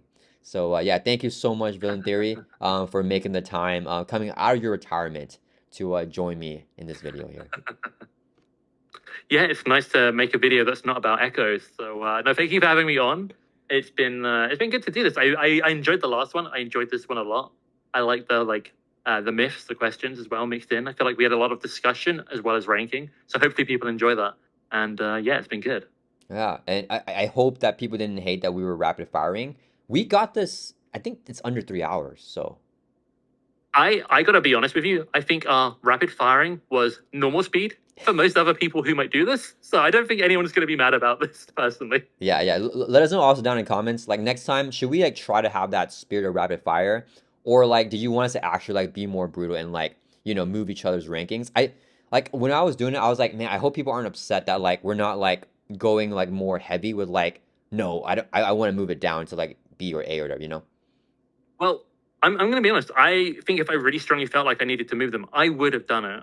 I just didn't like maybe deliberate and discuss it so long. Like I feel Yeah. like honestly, I'm pretty happy with it. Like so for my side, I hope people like are cool with it. Yeah, same. I think I would agree. I think maybe I will, but at the same time, like I usually don't skip a turn to move a hero down or like up one. Like I Falcon in the top of B, like it's kind of like like I could bottom of B maybe, but like I don't think like I normally don't skip to just move down one tier. So that's like the only thing I think for me. I think everything else looks pretty. Oh, that's a sore side too. But it's okay. It's okay, guys. Let us know down in comments. Who do you think? Who do you think did it better here? Who do you agree with more, Villain Theory or Web-Warrior? I think usually they agree with the guests more. So I usually don't get as many. I don't know. I feel like it sounds like I set myself up for failure with like Hercules. Like, can people get past that, or does anyone like agree with me? Like, I'd be very, very curious, but we will see. Oh yeah, oh yeah. So just to refresh people's mind before, so Villaintheory thinks Hercules is H tier, guys. Okay, so that's his take. H tier Herc. Okay. All right, guys. He's literally like 2 spaces up Yeah, now. yeah, He doesn't yeah. move much. But it's just like the tier looks a lot better. It's Valkyrie's Yeah. not H. Yeah. All right. Thank you everyone for watching. Thank you Villaintheory for joining, and I'll see you guys all in the next video. See you guys.